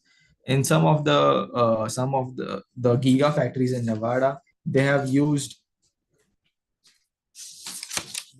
almost they are almost net positive in their energy intake, which means that they are giving back to the grid in terms of energy. Then they have sustainable supply chain, which means that 100% they are using 100% auditability in terms of suppliers, and training them into how they can become more sustainable and sourcing from sustainable supply chains, and using wastewater recycling and waste management, like I talked about, using closed loop battery recycling in their gigafactory in Nevada, which has as we see that there is an environmental impact of net positive energy generation of almost to 25.39 terawatts. And next comes the smart manufacturing technologies that they are using, like AI for predictive maintenance, quality control, quality and demand forecasting, use of IoT and for real-time monitoring, smart factories and optimized production, use of digital twins for virtual replicas for simulation and optimization, and robotics, automated assembly with precision and efficiency, and use of cloud and edge computing.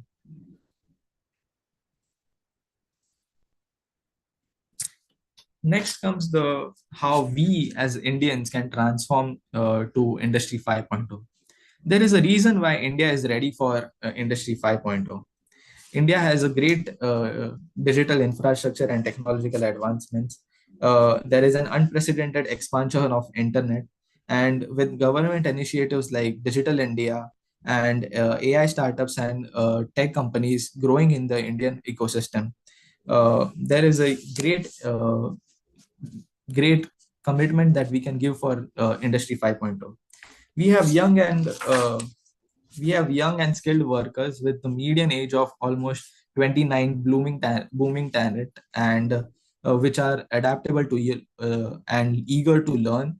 And we have a vast pool of tech talent. This can be very important for human and machine collaboration. Next is the cost-effective labor market. India is one of the very cost-effective labor market in terms of manufacturing and production. Next is the geopolitical position that we hold with strategic ties in BRICS, G20, with the US, Japan, EU, Russia, etc. And there is a great support from government policies like Skill India, Make in India, India AI, National Quantum Mission, etc. While this is there are a lot of challenges that might come in the transitioning from Industry 4.0 to 5.0. There will be some challenges in terms of skill development and workforce readiness, where there is a digital divide in India and need for advanced skill set to be trained to young people. There is a technological adoption where implementation of such industry 5.0 technologies and sustainable practices come with a really high cost and can hinder with the widespread adoption of industry 5.0 and smart and sustainable manufacturing. There are cybersecurity concerns with connectivity of risk and data breaches, and regulatory frameworks are not yet established for industry 5.0, and some business model adaptations might be needed from the industry leadership, company leaderships, and some sustainability and environmental impact, where we have to balance both the growth of and economic growth of the manufacturing company, but also their sustainable responsibilities. Some solutions for these can be, we can get our workforce ready, like we have collaborative training programs from the government of India, like Pradhan Mantri Kushal Vikas Yojana and Future Skills of Prime for building the bridge in the digital age. Adoption of technology and investments, where financial incentives can be given to small and medium enterprises, and public-private partnerships can be done. We can ensure that there is good cybersecurity measures, and there is a balanced regulatory framework, balancing it both ethical guidelines and transparent regulations, and a business model which is more sustainable and innovative first model. And we can also bring in some educational reforms, like the new education policy that has been introduced in 2020 for generating industry 5.0 skills. In conclusion, I would like to say that we have seen the journey from industry 1.0 to 5.0, and how industry 5.0 is more human centric, and it promotes more of sustainable practices and potential of India. While there is a great urgency and in the resource depletion, there are environmental threats, there are climate change, and as we see that the consumers are more informed, and they want the companies and manufacturing companies to be more smart and sustainable. There is a call for action for companies to be more sustainable and investing more in technology and innovations. There is a call for policymakers to develop some policies which foster India into becoming more transformative into industry 5.2. Like these web conferences, there should be more web conferences, and there should be more teaching for students and teachers for embracing innovation and industry 5.2, thus shaping a future of manufacturing which is sustainable, smart, and human centric.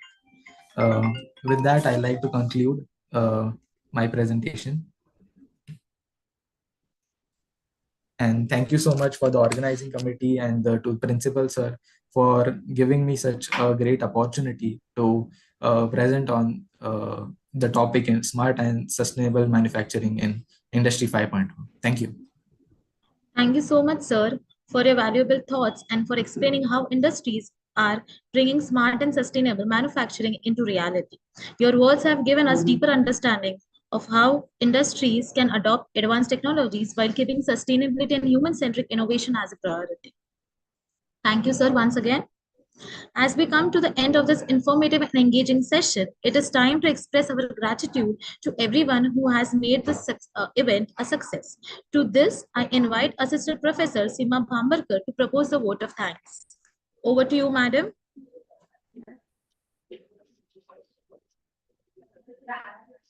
Thank you, Nidhi ma'am. Am I audible, ma'am? Yes. Respected dignitaries, esteemed speakers, faculty member, and dear participants, as we come to the conclusion of one-day national level multidisciplinary web conference on Industry 5.0, advancing sustainability, resilience, and human-centric innovation, it is my immense honor and privilege to deliver the vote of thanks on behalf of Local Education Society, Shri Bhausab Vartak Arts, Commerce and Science College, Mumbai. First and foremost, I extend my deepest gratitude to our esteemed chief guest and resource person for inaugural and first technical session, Professor Jabba Singh. Resource person and keynote speaker for the second technical session, Dr. Rupa Shah, and chief guest and resource person for a third technical come valedictory session, Mr. Karthik Shelar, for gracing this event with their presence and sharing their valuable knowledge and expertise. Your insight have provided us with a deeper understanding of Industry 5.0 and its impact on society, AI advancement, and sustainable smart manufacturing.